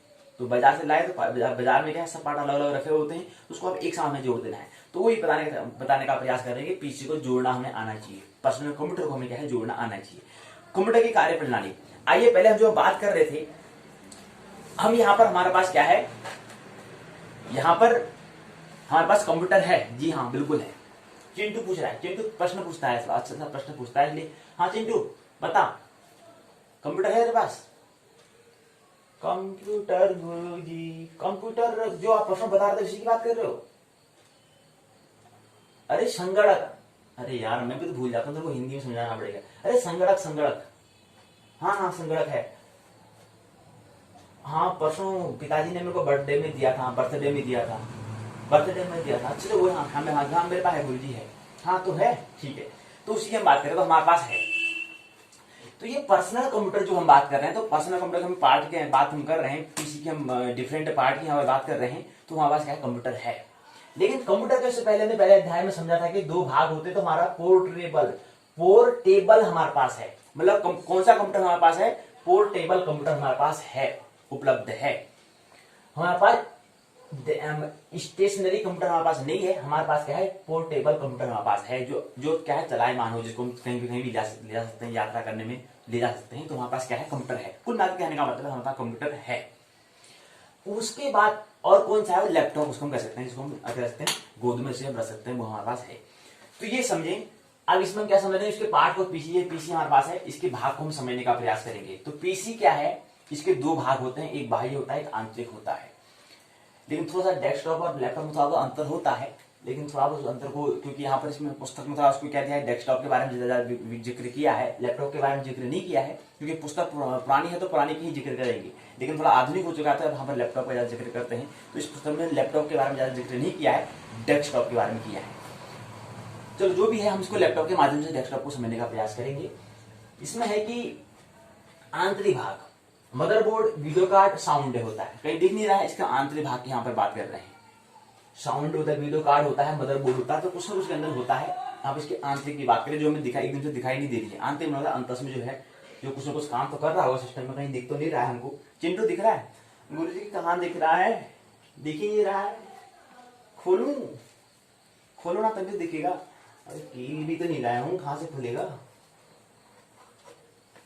अरे यार तो अगली बार से कील लाऊंगा तेरे खोलने के लिए, अरे दिखेगा ही नहीं।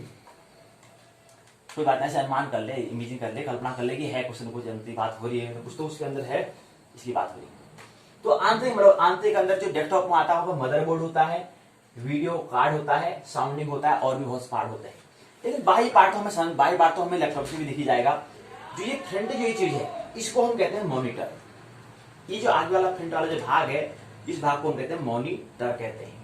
और दूसरा होता है कीबोर्ड। ये जो बटन यहाँ पर दिए हुए हैं, ये क्या है, कीबोर्ड है। ये की मैंने होता है बटन, जो बोर्ड, ऐसा बोर्ड जैसे यहाँ पर ये व्हाइट बोर्ड है, ऐसे यहाँ पर ये बोर्ड रखा है, लेकिन इसमें क्या है, की है, बटन है, इसमें कुछ ना कुछ क्या है, यहाँ पर बटन है, कुछ ना कुछ यहाँ पे क्या है, बटन है, जिसमें अंक दर्जित हैं, उसको हम बटन कहते हैं। अब बटन भी आंग्ल भाषा बटन। चिंटू पूछ रहा है कि बटन हिंदी में क्या कहते हैं।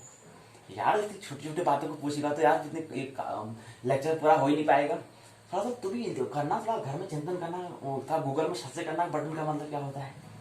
तो यार छोटे छोटे प्रश्न पूछता है, गुरुजी क्या करूँ, समझ भी नहीं आता, पूछना ही पड़ता है। तो पूछा अगर अच्छी बात है, पूछना कोई गलत बात नहीं है, लेकिन थोड़ा समय का ध्यान देना। तो वैसे 40 मिनट का कुल वादन होता है, वो पीरियड पूरा इसी में समय लेते जाएगा, तो लेक्चर पूरा कैसे होगा। चल अच्छी बात है, अंदर अच्छी क्वालिटी के प्रश्न तो पूछता है कम से कम, तभी तो थोड़ा पढ़ाने में मजा आता है। तो पढ़ाने में मजा क्या है, जब कोई सुनने वाला ही नहीं हुआ, और तो नींद नहीं, अरे खड़ सो रहा है यहाँ पर, क्लास में यहाँ पर सो रहा है। तो ये चीज हमें समझिए। तो ये क्या है, मॉनिटर है, ये क्या है, मॉनिटर है, और ये क्या है, कीबोर्ड है। और माउस, चूहा का काम यहाँ पर ये करता है, माउस भी एक शब्द है। कीबोर्ड किसे कहते हैं, मॉनिटर किसे कहते हैं, प्रश्न करोगे चिंटू, आज प्रश्न तेरे को मैं दे रहा हूं घर के लिए। मॉनिटर किसे कहते हैं, कीबोर्ड किसे कहते हैं, माउस किसे कहते हैं, और मदरबोर्ड और वीडियो कार्ड, साउंड है। यानी कि पीसी के जो बाह्य जो विभिन्न पार्ट हैं, बाह्य पार्ट और आंतरिक भाग को चिंतन करना, प्रश्न करना, समझना कि क्या है ये। मॉनिटर किसे कहेंगे, मॉनिटर को क्या, मॉनिटर की परिभाषा क्या होती है, कीबोर्ड की परिभाषा क्या होती है, माउस की परिभाषा क्या होती है। इसको तो बहुत प्रश्न पूछता है, तो आज तेरे को भी इसके गृह कार्य दिया जा रहा है। तो गृह कार्य में मॉनिटर, कीबोर्ड और mouse, motherboard, video card, sound, इनकी परिभाषा को घर से तो बनाकर लाएगा कि मॉनिटर किसे कहते हैं, कीबोर्ड किसे कहते हैं, माउस किसे कहते हैं। तेरे होमवर्क है करके कल में परसों को देखूंगा, एक दिन और मौका दे देंगे। परसों को मैं पूछूंगा जैसे मॉनिटर किसे कहते हैं, कीबोर्ड किसे कहते हैं, माउस किसे कहते हैं, इसकी परिभाषा बता, डेफिनेशन बता। ऐसे आंतरिक भाग में मदरबोर्ड, वीडियो कार्ड, साउंड क्या है, ये इसका गृह कार्य को तो परसों पूछूंगा, इसे पता होना चाहिए, इसकी परिभाषा क्या है पता होनी चाहिए।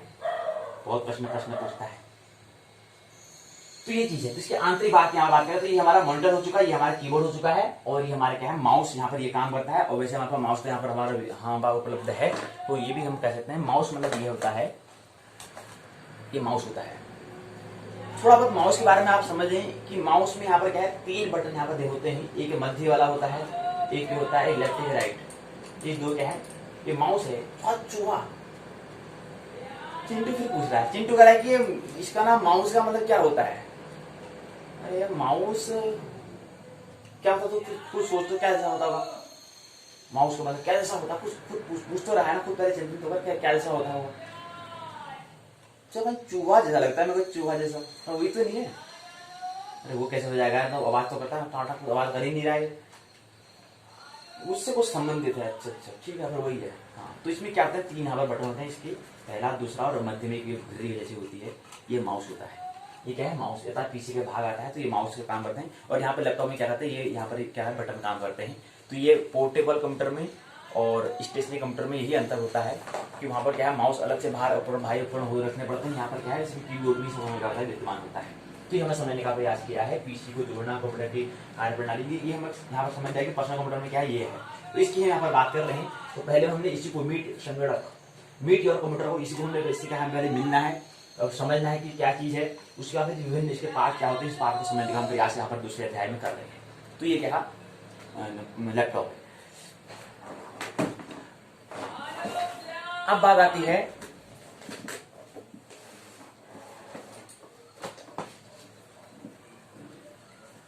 अब यहाँ पर देख लेते हैं। देखो यहाँ पर डेस्कटॉप दिया, तो यहाँ पर हमने बताने का प्रयास किया है, देखिए कि यहाँ पर पीसी के बारे में यहाँ पर बताया हुआ है। पीसी कहीं जोड़ना है, इसके बाद बताया कि कंप्यूटर की कार्यप्रणाली क्या है, इनपुट प्रोसेस आउटपुट साइकिल होता है। यहाँ पर जो कंप्यूटर की कार्यप्रणाली है वो क्या होती है, इनपुट प्रोसेस आउटपुट साइकिल, यहाँ पर चक्र ऐसा होता है। पहले क्या करना पड़ेगा, पहले यहाँ पर क्या करना पड़ेगा, हमें इनपुट देना हुआ होता है, इनपुट फिर प्रोसेस फिर आउटपुट होता है। मतलब इनपुट का मतलब होता है मूल, प्रोसेस का मतलब होता है मन, आउटपुट का मतलब होता है प्रकृति। मूल जो है मन के द्वारा क्या होती है, प्रोसेस होती है, उसके बाद प्रकृति का क्या, प्रकृति के आधार पर आउटपुट मिलता है। तो इसलिए इनपुट प्रतीक मूल का है, प्रोसेस जो है मन का प्रतीक है, आउटपुट जो प्रतीक है वो प्रकृति का है। इसलिए हमने यहाँ पर कहा कि ब्रह्म और अंड और मन से मिल जाता है ब्रह्मांड। जिसे हमने कहा कि 50-50 हमारे पास दो क्या है, इनपुट और प्रोसेस हैं, इनपुट और प्रोसेस हमारे पास हैं, तब जाकर क्या बनता है, आउटपुट हमें मिलता है। इनपुट जिसे मतलब कह सकते हैं कि 50-50 हमारे पास 2 अंक हैं, इसको हम मन के द्वारा, मतलब मन यहाँ पर हम धन को यहाँ पर दिखा रहे हैं, तो 250 को अगर हम धन करते हैं तो हमें क्या मिलता है, आउटपुट हमें 100 मिलता है। तो धन क्या है, यहाँ पर प्रोसेस का काम कर रहा है, प्रक्रिया काम कर रहा है, जिसे हम मन कह रहे हैं, धन यहाँ पर उसको दिखा रहा है। और दूसरा 50-50 जो अंक यहाँ पर हम दिखा रहे हैं, तो 50 क्या है, इनपुट है, ये 50 और 50 को जब जोड़ते हैं तो 100 बनता है। तो ये 100 जो जोड़ना क्या है, प्रोसेस काम कर रहा है, 50-50 का इनपुट का काम कर रहा है, और आउटपुट हमें क्या मिल रहा है, 100 मिल रहा है। ये 100 कैसे मिल रहा है, आउटपुट हमें कैसे मिल रहा है, पहले हम प्रोसेस कर रहे हैं इनपुट के माध्यम, इनपुट को जब हम इनपुट में कुछ हम जब प्रोसेस करते हैं तब जाके हमें आउटपुट मिलता है, तब जाके हमें क्या होता है, आउटपुट मिलता है। ये इसकी क्या है, कंप्यूटर की कार्यप्रणाली है, इनपुट प्रोसेस आउटपुट साइकिल, इसलिए इसको हम IPO हम इसको कहते हैं। इनपुट डिवाइस क्या होता है, इनपुट डिवाइस के अंतर्गत क्या आता है, IPO चक्र में इनपुट डिवाइसेस अथवा उपकरण अथवा यंत्र द्वारा किया जाता है। तो IP जो हम बता रहे हैं कि इनपुट प्रोसेस आउटपुट जो होता है, वो जो ये चक्र है, ये साइकिल जो है, ये चक्र जो काम कर रहा है, जो साइकिल है में इनपुट डिवाइसेस, इनपुट मतलब होता है जो आंतरिक जो है, इनपुट जो हम कर रहे हैं, जो हमारा इन मतलब जो अंदर जो है, आउटपुट में जो बाहर है, आउट हम कहते हैं, आउट मतलब होता है बाहर और इन होता है अंदर। तो अंदर जो है, अंदर जो प्रोसेस चल रही है वो, और आउट में जो बाहर आ रही है, और मध्य में प्रोसेस जो हम कर रहे हैं, मतलब हम क्या कर रहे हैं, दो हाथ हैं हमारे पास, ये क्या है हमारे पास ये है, जब इसको बजाते हैं तो ताली होती है, तो कुछ प्रोसेस हमें करना पड़ता है, मतलब इनको ऐसे हिलाना पड़ता है, आपस में मिलाना पड़ता है, तब जाके क्या होती है आउटपुट हमें मिलता है। आउटपुट मतलब होता है कि हमें ध्वनि हमें सुनाई देती है। तो ऐसे यहाँ पर भी कुछ होता है कि वहां पर कुछ बटन दबाते हैं तो इनपुट कुछ वहां पर होता है, कुछ जुड़ा हुआ होता है अंदर से, तब जाके आउटपुट हमें मिलता है, अर्थात करने से हमें कुछ घटना मिल जाती है, 50 हमें 100 अंक हमको मिल जाता है। तो ऐसे यहाँ पर क्या अंतरिक कुछ घटना मिली हुई है, तो जब इसे आपस में मिलाते हैं तो हमें आउटपुट क्या मिलता है, ताली हमें सुनाई देती है या साउंड हमें सुनाई देती है, हम कह सकते हैं। तो ऐसे यहाँ पर भी होता है। तो इसको लिए कह रहे हैं कि जो IPO चक्र में इनपुट डिवाइस उपकरण द्वारा किया जाता है, जो उपकरण कंप्यूटर को सूचना और निर्देशन प्रदान करने में इनपुट डिवाइस। तो इनपुट डिवाइसेस कैसे कहते हैं, इनपुट डिवाइस उसे कहते हैं जो ऐसा उपकरण जो कंप्यूटर को सूचना और निर्देशन प्रदान करे। तो इनपुट डिवाइस जो हम बात करें, इनपुट जो है क्या कहलाएगा, इनपुट की परिभाषा करते हैं, इनपुट डिवाइस उसे कहेंगे, उपकरण उसे कहेंगे, आंतरिक उपकरण उसे कहते हैं जो हमें क्या करता है, कंप्यूटर में, संगणक में, यंत्र में क्या करता है, सूचना और निर्देशन हमें प्रदान करता है, उसको हम इनपुट डिवाइसेस अर्थात उसको हम आंतरिक उपकरण हम उसको कहते हैं। कुछ आंतरिक जो इनपुट जो है डिवाइस जो है, जो उपकरण जो आंतरिक जो डिवाइसेस जो है, उपकरण जो है, यंत्र जो है, वो निम्नलिखित हैं। पहला आता है माउस, दूसरा आता है कीबोर्ड, तीसरा आता है स्कैनर, तो अगला आता है माइक्रोफोन, आगे आता है वेब कैमरा। ये सब क्या है, इनपुट का हमारा काम करते हैं। अब माउस की परिभाषा क्या होती है, माउस का प्रयोग मॉनिटर में पॉइंट करने और विकल्प चुनने में होता है। एक लंबी तार की हदेश द्वारा सिस्टम जुड़ा हुआ होता है। यहाँ पर मैंने दिखाया था कि क्या है, लंबी तार इसमें होती है। लंबी तार के द्वारा क्या होता है, सिस्टम में, कंप्यूटर के सिस्टम से क्या होता है, जुड़ा हुआ होता है। ये तार हमें दिखाई गई है, ये तार से कैसे लंबे से तार उससे जुड़ी हुई होती है। ये यही समझाने का प्रयोगात्मक करना महत्वपूर्ण होता है। शब्द में प्रवीण होना, कुशल होना, कोई महान होना कोई ज्यादा नहीं है, प्रयोग में लाना कम हो लेकिन प्रयोग में हो। तो ये हमारा क्या है, तार ही होती है, इसको हम जोड़ देते हैं इसमें, तो ये हमारा काम करते हैं। फिर क्या है, सिस्टम से जुड़ जाती है, तो जाके इसको लेफ्ट राइट ये करते हैं। कभी देखा ना ऐसे, तो बैंक वाले ऐसा करता होता है, ये ऐसे कर रहा होता है। तो ये क्यों कर रहा होता है, कुछ ना कुछ वहां पर सिलेक्ट कर रहा होता है, कुछ ना कुछ वहां पर जो जब उपयोग होता है उसको उस बटन को क्लिक करता है। ये हमें समझना है।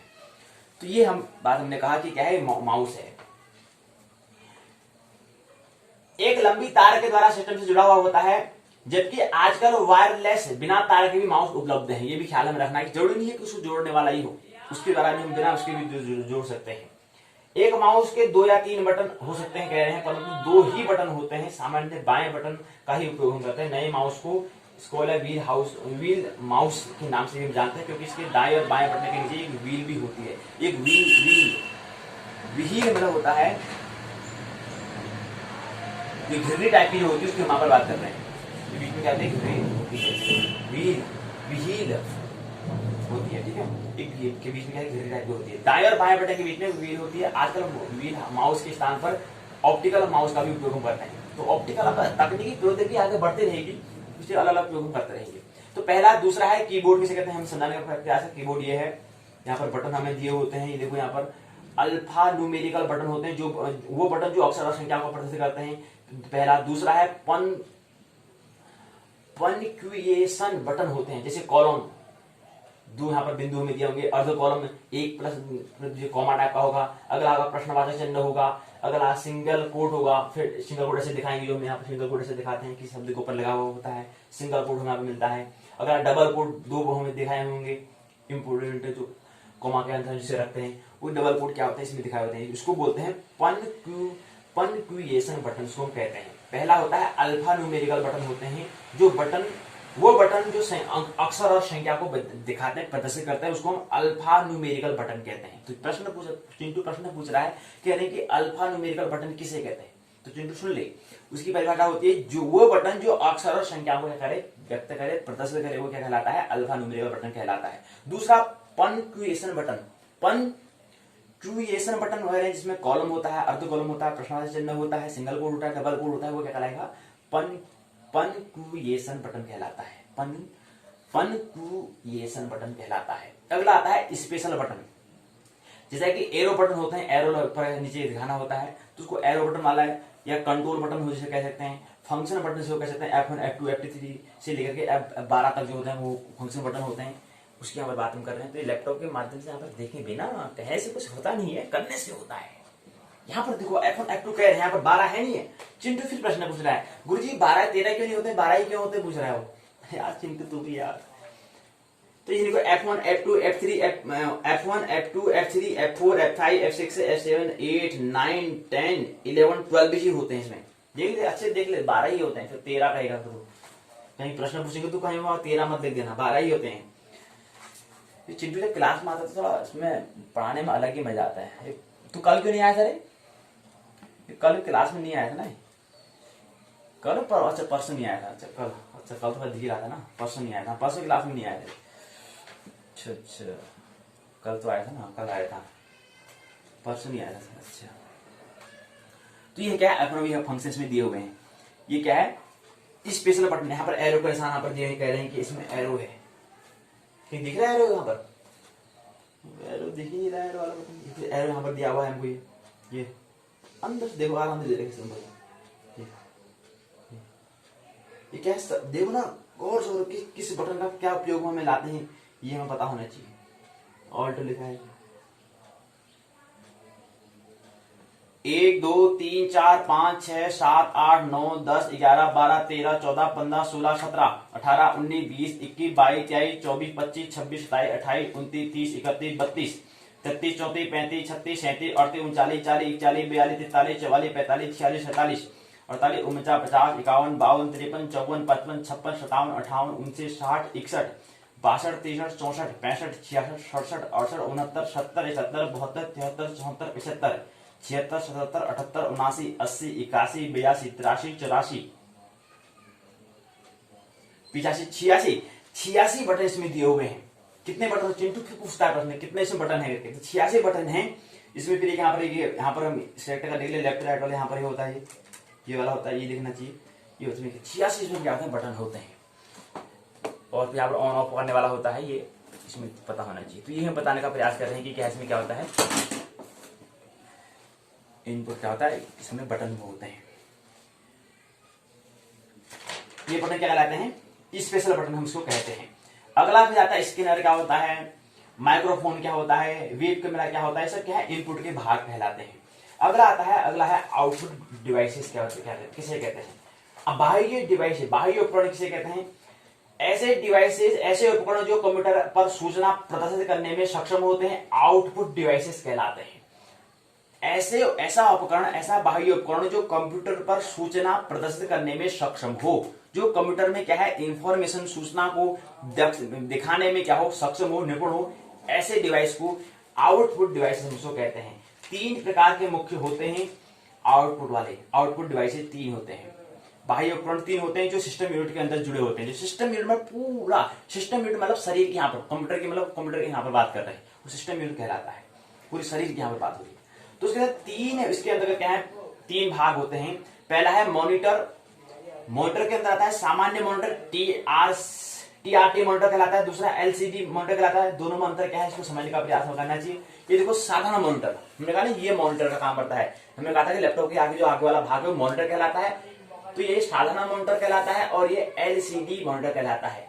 LCD मतलब होता है लिक्विड क्रिस्टल डिस्प्ले, हम कहते हैं इसको डिस्प्ले।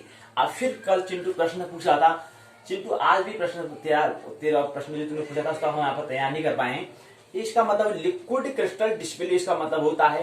तू प्रश्न और पूछना कभी किसी और ने गौर करना तो इसका हम अंग्रेजी में बता, इसको हिंदी में क्या कहते हैं, इसको हम समझेंगे। अभी तो प्रश्न पूछ रहा है और भी कोई प्रश्न पूछेंगे उसको हम एक मुश्त क्या देंगे, उसको आंसर बता देंगे। तो लिक्विड क्रिस्टल डिस्प्ले क्या है, एक चिंटू ही प्रश्न पूछता है, कोई दूसरा व्यक्ति ने 18-19 यहाँ पर पढ़ने वाले शिक्षार्थी हैं उसमें से एक चिंटू ही प्रश्न पूछता है। ये चिंटू की खासियत है। अब ये चिंटू ही पूछे, कोई ऐसा नहीं। और भी जो शिक्षार्थी हैं, 18 शिक्षार्थी हैं, 18 में से कोई और प्रश्न पूछे तो और अच्छा लगेगा और भी पढ़ाने में मजा आएगा। तो पूछा था कल से प्रश्न लिक्विड क्रिस्टल डिस्प्ले के हिंदी में क्या कहते हैं। तो लिक्विड में होता है तरल, क्रिस्टल मन हो गया एक इसको हम अब को कोई अंग्रेजी भाषा समझ में नहीं आती है, लेकिन क्या किस पर हम किसकी बात हो रही है वो तो उसको समझ में आना चाहिए कि किसकी बात हो रही है। तो वो बात इसकी हो रही है कि मॉनिटर की यहाँ पर बात हो रही है। तो मॉनिटर को हम दो प्रकार से यहाँ पर दो तरह से होते हैं। एक साधारण मॉनिटर होता है, एक क्या होता है क्रिस्टल होता है। एलसीडी जिसको कहते हैं क्रिस्टल लिक्विड क्रिस्टल डिस्प्ले इसको कहते हैं। तो ये जो डिस्प्ले जो इसको मॉनिटर की हम बात कर रहे हैं क्या है, दो तरह से होते हैं। साधारण तौर पर होता है सामान्य, एक होता है एलसीडी मॉनिटर होता है, ये हमें पता होना चाहिए। तो ये यहाँ पर क्या है इसको ही बताने का प्रयास कर रहे हैं। तो चिंटू से प्रश्न पूछा तो इसको गौर करा कर यार क्या है ये, इसकी तो बात कर रहे हैं, लेकिन ये दो तरह से होता है, साधारण हो सकता है, एक एलसीडी मॉनिटर हो सकता है। तो एलसीडी का फुल फॉर्म होता है लिक्विड क्रिस्टल डिस्प्ले होता है। तो इसको लिक्विड को तो गूगल में भी सर्च करना था, तो वहां भी तेरे को मिल जाएगा। अरे गुरु जी गूगल में सर्च करके अच्छा लगता ना, आप अपना अनुभव अच्छे से बताते हैं, आप अच्छे से साझा करते हैं। अच्छा ठीक है, लेकिन फिर भी तो थोड़ा बहुत मैं जब मैं नहीं बता पाता हूँ तो गूगल में सर्च कर जाकर, तो गूगल में तेरे को मिल जाएगी जानकारी तो मिलनी तेरे को। अगला आता है दूसरा भाई भाग में प्रिंटर होता है, जिसे हम कह सकते हैं। इसके भी तीन भाग होते हैं, डॉट मैट्रिक्स होता है, इंक जेट होता है और लेजर होता है। तीन प्रिंटर यहाँ पर होते हैं। तो मैं ये तीन प्रकार से कहते हैं प्रिंटर भी तीन। प्रिंटर किसे कहते हैं, प्रिंटर कंप्यूटर से प्राप्त डाटा को कागज पर प्रदर्शित करके बाजार में मार्केट में आजकल ब्लैक एंड व्हाइट और रंगीन दोनों प्रकार के क्या है प्रिंटर यहाँ पर प्रिंटर हमारे पास उपलब्ध है। प्रिंटर मतलब होता है जो छाप जो क्या करें, जो कंप्यूटर के अंदर जो डाटा जो है, जो बातें हैं, जो जानकारी है उसको कागज पर प्रदर्शित करने का काम कौन करता है, प्रिंटर के द्वारा ही काम किया जाता है। और ये क्या है बाह्य वाला, ये क्या है बाह्य, ये हमारा पीसी का क्या है बाह्य भाग है। तो ये प्रिंटर जो हम कह रहे हैं, प्रिंटर क्या है, ये उसका बाह्य भाग इसके अंतर्गत आउटपुट डिवाइस के अंदर आता है। दो होते हैं ना इनपुट और आउटपुट, तो ये क्या है इनपुट के आउटपुट के अंदर आता है, आउटपुट डिवाइसेस के अंतर्गत आता है प्रिंटर। तो प्रिंटर क्या होता है कि जो कंप्यूटर में जो कंप्यूटर के अंदर जो जानकारी है, जो डाटा है, उसको कागज में प्रदर्शित करने के लिए जो जिस माध्यम के द्वारा वो कागज में प्रिंट हो जाती है उसको क्या कहते हैं। जैसे पुस्तक ही है, पुस्तक किसी के द्वारा लिखी गई होगी, लेकिन बाद में प्रिंट की गई है, छापी गई है, मुद्रण इसको किया गया है। तो किसके द्वारा किया गया हो, प्रिंटर के द्वारा ही किया गया होगा, ऐसी मुद्रित नहीं हुई है। इसकी मूल जो पुस्तक होगी किसी के द्वारा लिखी गई होगी तो वो अलग है, लेकिन इसकी अभी क्या है, ये कैसी मुद्रित की हुई क्या है पुस्तक है, प्रिंट की हुई है। तो किसके माध्यम से की गई है, वो प्रिंटर के द्वारा ही, प्रिंट के द्वारा ये की गई है। उसके अगर वो नहीं होता तो ये प्रिंट नहीं हो सकती थी, छप नहीं सकती थी। छपाई हो पाई किसके द्वारा, प्रिंटर के द्वारा ही छपती है। उसका तीन होते हैं, डाटा मैट्रिक्स, इंकजेट और लेजर होते हैं। स्पीकर अगला क्रम आता है, स्पीकर किसे कहते हैं, स्पीकर यहाँ पर दिया हुआ है। अगला आता है मोडेम इसके अंतर्गत, फिर नेटवर्क इंटरफेस कार्ड यहाँ पर दिया हुआ है। फिर आता है प्रोसेसिंग डिवाइस सिस्टम यूनिट। क्या होता है प्रोसेसिंग डिवाइस सिस्टम यूनिट, क्या है प्रोसेसिंग डिवाइस सिस्टम कहलाता है। Motherboard, video card, sound card, ये है किसके अंदर क्या आते हैं, प्रोसेसिंग डिवाइस सिस्टम कहलाते हैं। मतलब प्रक्रिया को उस यंत्र ऐसे मतलब डिवाइसेस मतलब कहते हैं। प्रोसेसिंग मतलब होता है प्रक्रिया, डिवाइसेस मतलब होता है उपकरण, सिस्टम मतलब हो गया प्रणाली, यूनिट मतलब होता है इकाई। तो कंप्यूटर में कीबोर्ड और माउस इनपुट डिवाइसेस कहलाती हैं। प्रश्न पूछा जाता है, फिर ध्यान रखना, फिर प्रश्न पूछूंगा तो हमारा प्रश्न का सही से उत्तर देना। तो इनपुट डिवाइसेस उसे कहते हैं जो कीबोर्ड और माउस क्या है, इनपुट डिवाइसेस के अंदर आते हैं, ये हमें पता होना चाहिए। इनपुट के अंदर कौन कौन सा आता है, इनपुट के अंतर्गत क्या है, कीबोर्ड और माउस क्या है, इनपुट डिवाइसेस कहलाती हैं। तो कंप्यूटर के अंतर्गत कीबोर्ड किसके अंदर आता है, इनपुट के अंदर आता है, और माउस भी क्या है, इनपुट डिवाइसेस। इनपुट मतलब आंतरिक क्या है, यंत्र के अंदर आता है, जिसमें ख्याल रखिए। बॉक्स की क्षमता वाले डिवाइसेस को सिस्टम यूनिट हम कहते हैं। जो बॉक्स की संरचना वाले, उसके आकार वाले जो होंगे, उस ऐसे डिवाइस, ऐसे यंत्रों को हम सिस्टम यूनिट हम उसको कहते हैं। और यह इनपुट को आवश्यक आउटपुट में बदलने के लिए, बाह्य आउटपुट में लाने के लिए प्रोसेसिंग के लिए उत्तरदायी होता है, प्रक्रिया के लिए क्या होता है, जिम्मेदार होता है, जिम्मेदारी इसकी होती है, जिम्मेदार होता है। मॉनिटर और प्रिंटर आउटपुट डिवाइसेस कहलाते हैं। तो मॉनिटर और जो प्रिंटर है वो आउटपुट डिवाइसेस हैं। मदरबोर्ड, सिस्टम यूनिट में एक बड़ा बोर्ड होता है जिसमें छोटे छोटे इलेक्ट्रॉनिक सर्किट होते हैं, उसको मदरबोर्ड कहते हैं। तो मदरबोर्ड किसे कहते हैं, सिस्टम यूनिट में एक बड़ा बोर्ड होता है जिसमें छोटे छोटे इलेक्ट्रॉनिक सर्किट होते हैं, उनको हम मदरबोर्ड कहते हैं। मदरबोर्ड सिस्टम यूनिट का एक विशेष अंग होता है जिसमें कि कंप्यूटर के कई मुख्य भाग होते हैं। माइक्रो प्रोसेसर मदरबोर्ड का एक मुख्य भाग होता है। डाटा की वास्तविक प्रोसेसिंग माइक्रो प्रोसेसर से होती है। वीडियो कार्ड किसे कहते हैं, साउंड कार्ड किसे कहते हैं, ये हमें समझना चाहिए। वीडियो कार्ड पर्सनल कंप्यूटर में प्रदर्शित क्षमता को बढ़ाता है। दूसरे शब्दों में कहें कि एक कंप्यूटर पर डाटा को विजुअल रूप में दिखाता है, मतलब दृश्य रूप में, वो वीडियो कार्ड कहलाता है। तो वीडियो कार्ड के द्वारा कोई भी हम टीवी में हमें ऐसे या कंप्यूटर में कोई चीज हमें चित्र दिख जा रहे हैं, ऐसे ही नहीं दिख जाता है। वो किसके द्वारा दिखता है, उसके अंदर पहले वीडियो कार्ड होता है, एक ऐसा चिप, ऐसे एक ऐसे कार्ड लगी होती है। अगर वो कार्ड निकाल दी जाएगी तो आपको कभी चित्र आपको दिखेगा ही नहीं, किसी भी आपको तस्वीर आपको नहीं दिख सकती है। उसके अंदर पहले क्या है, कुछ वीडियो कार्ड जो पार्ट्स होता है, जिसके द्वारा क्या होता है, जो हरे हरे रंग की टाइप की होती है, उसके द्वारा क्या होता है, वीडियो कार्ड के द्वारा क्या होता है, हमें वीडियो दिखती है, जो हमें विजुअल में दिखाई देती है, हमें क्या दृश्य हमें दिखाई देती है। और चलती हुई जो चित्र होते हैं चलते हुए दिखाई देते हैं, आवाज हमें सुनाई देती है, तो विजुअल हमें दिखाई देती है। वीडियो कार्ड को video adapter, video board, video display board, graphic board और ग्राफिक एडेप्टर भी उसको हम कहते हैं। एडेप्टर भी इसको नाम दिए हैं, अलग नाम से भी जान सकते हैं। साउंड कार्ड सिस्टम यूनिट में एक ऐसा डिवाइस होता है जिसकी सहायता से कंप्यूटर ध्वनि संकेतों को ग्रहण, प्रोसेस और प्ले करता है। कंप्यूटर साउंड कार्ड की सहायता से माइक्रोफोन द्वारा आवाज रिकॉर्ड किया जाता है। रिकॉर्ड की गई आवाज को सुधारात्मक बदलाव करके स्पीकर द्वारा आउटपुट दिया जाता है। तो ये क्या है, यहाँ पर चित्र दिखाने का प्रयास किया है कि ये हमें देखते हैं, ये छोटे छोटे बटन होते हैं, ऊपर आगे पीछे करते हैं। आपने कहा डीजे में ना, डीजे कभी जब शादी हादी होती है तो डीजे में कभी गौर कर लिया करें, तो वहां पर भी ऐसे बटन होते हैं, ऊपर ऐसे करने वाले होते हैं, आवाज छोटी बड़ी करने वाले होते हैं। उसी की यहाँ पर बात हो रही है, साउंड कार्ड की बात, वही साउंड कार्ड की यहाँ पर बात कर रहे हैं। तो कभी शादी हादी में जाते तो वहां पर कभी भूले बैठ के वहां को उसको भी गौर कर लिया करो। नहीं मस्ती में रहते हो, खाना पीना में करते हो, मौज मस्ती में रहते हो, कुछ ऐसे भी कुछ जो चीज है उसको देखा करो, वहीं से अनुभव, वहीं से ज्ञान मिलेगा। मुझसे भी प्रश्न पूछोगे, वहीं से अपने प्रश्न के जाके आगे अनुभव मिलेगा, तभी जाके शिक्षा में क्रांति होती है। नहीं तो शिक्षा में क्रांति कैसे हो जाएगी, प्रश्न ही नहीं पूछोगे तुम। चिंटू सा प्रश्न पूछा तो शिक्षा में क्रांति की कह सकते हैं कि चिंटू शिक्षा में क्रांति ला सकता है। अन्य मित्र हैं, अन्य जो शिक्षार्थी हैं, वो प्रश्न ही नहीं पूछते हैं। किसी बगल में देख रहा है रमेश भाई सोए हैं, वो तो चिंटू थोड़ा को एक चटा लगा तो सो जाता है क्लास में।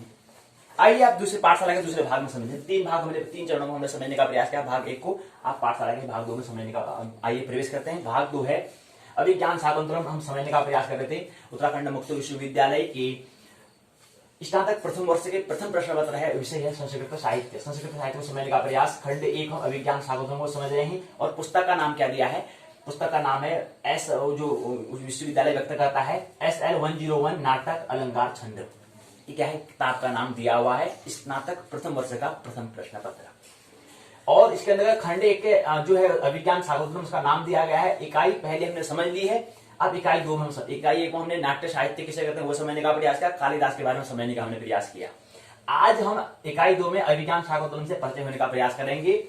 परिचय में कथा वस्तु, पात्रों का चरित्र चित्रण, चरित्र चित्र किसका, नायक का और नायिका और कड़ों का हम समझने का प्रयास करेंगे। चरित्र चित्रण किसका, एक नायक का, एक नायिका, एक कड़ुआ का, इन तीनों को यहाँ पर बात करेंगे। नायक कौन है, दुष्यंत है, नायिका शकुंतला है। साहित्य किसे कहते हैं, हित। साहित्य जो शब्द बनता है वो साधन हित से बनता है, साधन हित बराबर बनता है साहित्य। साहित्य सा में धन अगर हित को कर देते हैं, उसको अगर जोड़ देते हैं, उसका योग हो जाता है तो बन जाता है साहित्य। और साहित्य में हित का हित मतलब होता है, हित मतलब भलाई, जहां पर भलाई की हित की जहां पर बात की जाए वो साहित्य कहलाता है। और सा मतलब होता है सच्चा, जहां पर सच्चा और हित माने होता है भला, और साहित्य बन जाता है वास्तविक भलाई जहां पर होती है वो साहित्य कहलाता है। और कल हमने सूत्र समझने का प्रयास था कि साहित्य संगीत कला विहीन साक्षात पशुपुच्छ विषाणहीन त्रिडम्ब खादन्य विजीवान तदभाग देह परम सुनान। तो एक सूत्र ये दिया हुआ है, इस सूत्र के अंदर यहाँ पर बात की है साहित्य संगीत और कला से विहीन जो व्यक्ति है वो साक्षात क्या है, पशु है। बिना पशु है लेकिन क्या उसके बिना सींग और बिना पूंछ के वो क्या है, पशु है। और पशु कहने में कोई झिझक नहीं होनी चाहिए, घबराहट नहीं होनी चाहिए कि पशु है, क्योंकि पशु से ही आगे हमारी यात्रा मनुष्य की हो। पशु की बात आगे यात्रा 84 लाख की जो योनि कहते हैं उसका जो आगे क्रम मनुष्य होता है। पशु के बाद फिर गाय के बाद फिर क्या है, हम मनुष्य बनते हैं। ये पशु कहने में हिचकिचाहट नहीं करनी चाहिए। वहां से हम अभी यात्रा करके आए हुए हैं, आगे मनुष्य से आगे हमें महामानव बनना है, उसका भी हमें भगवत्ता को भी प्राप्त करना है। अगर भगवत्ता प्राप्त करने बड़ा संघर्ष, बड़ा श्रम उठाना पड़ता है, तो वहां को भी यात्रा करनी है। अगर थोड़ा श्रम अगर हमने नहीं किया, परिश्रम अगर हमने नहीं किया, हिम्मत अगर हमने साहस नहीं किया, तो फिर हम वापस क्या जाएंगे, पशु तल की वहां पर स्थिति में पहुंच सकते हैं। क्योंकि वो क्या है, जाना माना वहां पर, हम वहां पर यात्रा भी करते हुए आए हैं तो सब रास्ता पता है हमें, लेकिन आगे की यात्रा पता नहीं है। वहां पर जंगलों से हमें गुजरना है, वहां पर अपरिचित रास्ते से हमें क्या है चलना है, तो इसलिए वहां पर क्या है बड़ा साहस की हमें आवश्यकता होती है, बड़ी हमें हिम्मत की हमें आवश्यकता होती है। और यहाँ पर क्या कोई हिम्मत की आवश्यकता नहीं है, 10 मित्र मिल जाएंगे वो भी आपको गिराने में बड़ी सहायता करेंगे। अरे कहाँ चढ़ता है ऊपर यार, बड़े जंगलों में जाएगा यार, कहाँ से चल नीचे, तो मित्र ऐसे होंगे, तो ये अलग बात है। वहां पर मित्र भी आपको मिल जाएंगे 10 20 30 सब मिल जाएंगे, क्योंकि वो क्या है, वो भी तो उनको भी ज्यादा साहस करने बड़ा भय लगता है। कौन करे साहस यार, कौन जाए ऊपर को, फ्री मिल जाए क्या करना है। और याद रहे कोई भी फ्री में नहीं मिलता है, याद रखना चाहिए। तो यहाँ पर हमने कहा सच्ची भलाई कब होती है, हम साहित्य की बात कर रहे हैं, तो साहित्य में होता है वास्तविक भलाई की हम यहाँ पर बात करते हैं। वास्तविक भलाई मतलब होता है, वास्तविक भलाई का मतलब क्या मतलब है, वास्तविक भलाई कब होगी, भलाई तो सभी कहते हैं, लेकिन वास्तविक भलाई कब होती है, सच्ची भलाई कब होती है, जब हमें आत्मबोध होता है, जब हमें क्या होता है अपनी याद होती है, जब हमें पता होता है कि हम करता नहीं हम तो दृष्टा है, तब जाकर वहां जो हमारा कर्म होता है, तब जाकर वहां जो कर्म हमारा होते हैं नाटक बनता है, अभिनय बनता है, और वहीं से क्या होती है सच्ची भलाई होती है, सच्चा भला हम वहां पर कर सकते हैं किसी का, और तब जाके हमारा क्या बन जाएगी पुरुष, तब जाकर हमारा साहित्य, वो ऐसा कृत हमारा, ऐसा जो हमारी कृति है वो क्या कहलाएगी, साहित्य हमारी कहलाएगी, वो क्या कहलाएगा, साहित्य कहलाएगा। उससे पहले साहित्य नहीं कहलाएगा, आत्मबोध नहीं है, अपना विस्मरण होकर भलाई कर रहे हैं, वो हमारा केवल कर रहे होंगे इसलिए क्योंकि उसके पीछे कुछ लालसा होगी, कुछ न कुछ उसमें क्या होगा हमारा, उसका कुछ न कुछ जुड़ा हुआ होगा। जैसे कहते हैं कि मंदिर में दान करो 100 रुपए 1000 मिलेंगे तभी दान करते हैं, ये भलाई है। या किसी को दान करो तुम्हें स्वर्ग मिलेगा नर्क मिलेगा, ये भलाई है, ये सच्ची भलाई कहलाएगी, ये साहित्य कहलाएगा, नहीं कहलाएगा। साहित्य कब कहलाता है, जब तुम्हारे अंदर से निकले कि हाँ वाकई में यार मैं जब पैसा देता हूं तो बड़ा आनंद आता है यार, वाह कि मैंने कुछ अनुभव किया, अब मेरे पास बहुत कुछ है, मैं इसको भी दान कर दूं। प्रेम के जो अनुभूति होती है, प्रेम की जो उसके प्रेम के सामने जो अनुभूति होती है, वही अनुभूति दान के सामने भी होती है, क्योंकि प्रेम का ही प्रतिफलन दान होता है। जब प्रेम हम करते हैं तो प्रेम में क्या होता है, एक दूसरे को प्रेम, हम प्रेमी और प्रेमिका एक दूसरे को दान करते हैं, ले भाई गिफ्ट ले, अरे दिवाली आ रही गिफ्ट ले, अरे ले ना, कुछ नहीं है, पहले तो तू तब मैं, ऐसा होता है प्रेम की अनुभूति में, ऐसी फीलिंग ऐसी कुछ हम बात होती है कि मैंने बहुत कुछ कर दिया, कि अब मैं दूसरे नंबर में आता हूँ, पहले नंबर में तुम, तो मैं हो एक अगोचर, तो पहले तुम आता है बाद में। तो ऐसी वास्तविक भलाई हमारे अंदर भी आती है, हमारे अंदर जब हमारा अपना अनुभव अपना कौशल जब बाहर निकलता है, उसके बाद देने की इच्छा होती है, दो बस। चाहे फिर हमारा गाना का माध्यम क्यों न बन जाए, नृत्य का ही माध्यम क्यों न बन जाए, चाहे फिर हमारा संगीत का ही माध्यम क्यों न बन जाए, फिर हमारा शिक्षा में शिक्षा देने का ही माध्यम, ज्ञान का ही माध्यम क्यों न बन जाए, कुछ भी बन सकता है। चाहे फिर हमारा सेवा के माध्यम में व्यवसाय का कोई माध्यम क्यों न बन जाए, व्यवसाय ही क्यों न बन जाए, व्यापार ही क्यों न बन जाए, सेवा ही क्यों न बन जाए, तो कोई भी माध्यम हो सकता है, लेकिन है क्या, वो देना है बस। तो कोई भी हो सकता है, नृत्य गाना डांस झूमो नाचो गाओ, कोई भी हो सकता है, कोई डांस कर रहा है मस्त, कोई गाना गा रहा है ले, तो ये सब क्या है, वो भलाई का काम कर रहे हैं, यहाँ पर क्या कर रहे हैं दूसरों की, वहां से भलाई, वहां से वो साहित्य कहलाएगा, वहां से साहित्य आता है, उससे पहले साहित्य नहीं आता है। जब तक सबसे पहला महत्वपूर्ण होता है आत्मबोध, अपनी याद, अपना स्मरण, सच्ची भलाई तब कहलाती है। और हमने कहा था कि अपनी याद के लिए हमें 3 चीज हमें ख्याल रखनी होती है, हमें अनुसंधान करना होता है, अनुसंधान या साहित्य उसको कह सकते हैं, अनुसंधान या साहित्य को एक दूसरे में तुलना कर सकते हैं। तो अनुसंधान मतलब होता है खोज शोध और बोध, पहले हमें खोजना है, खोज उसका हमें शोधना है, शोध करना है, उसका फिर हमें क्या करना है, बोध हमें प्राप्त होता है। और खोज को हम माया कहते हैं, अर्थात स्वार्थ हमें पहले करना है, अर्थात मन और धर्म का प्रतीक कहलाते हैं, शिक्षा का प्रतीक कहलाता है। तो पहले हमें क्या करना है, खोज करना है, अर्थात हमें माया अर्थात स्वार्थ, स्व का अर्थ पहले समझना है। उसके बाद शोध अर्थात प्रकृति को समझना है, पुरुषार्थ अर्थात विज्ञान को हम कहते हैं। और तीसरा आता है बोध अर्थात ब्रह्म अर्थात परमार्थ अर्थात कला।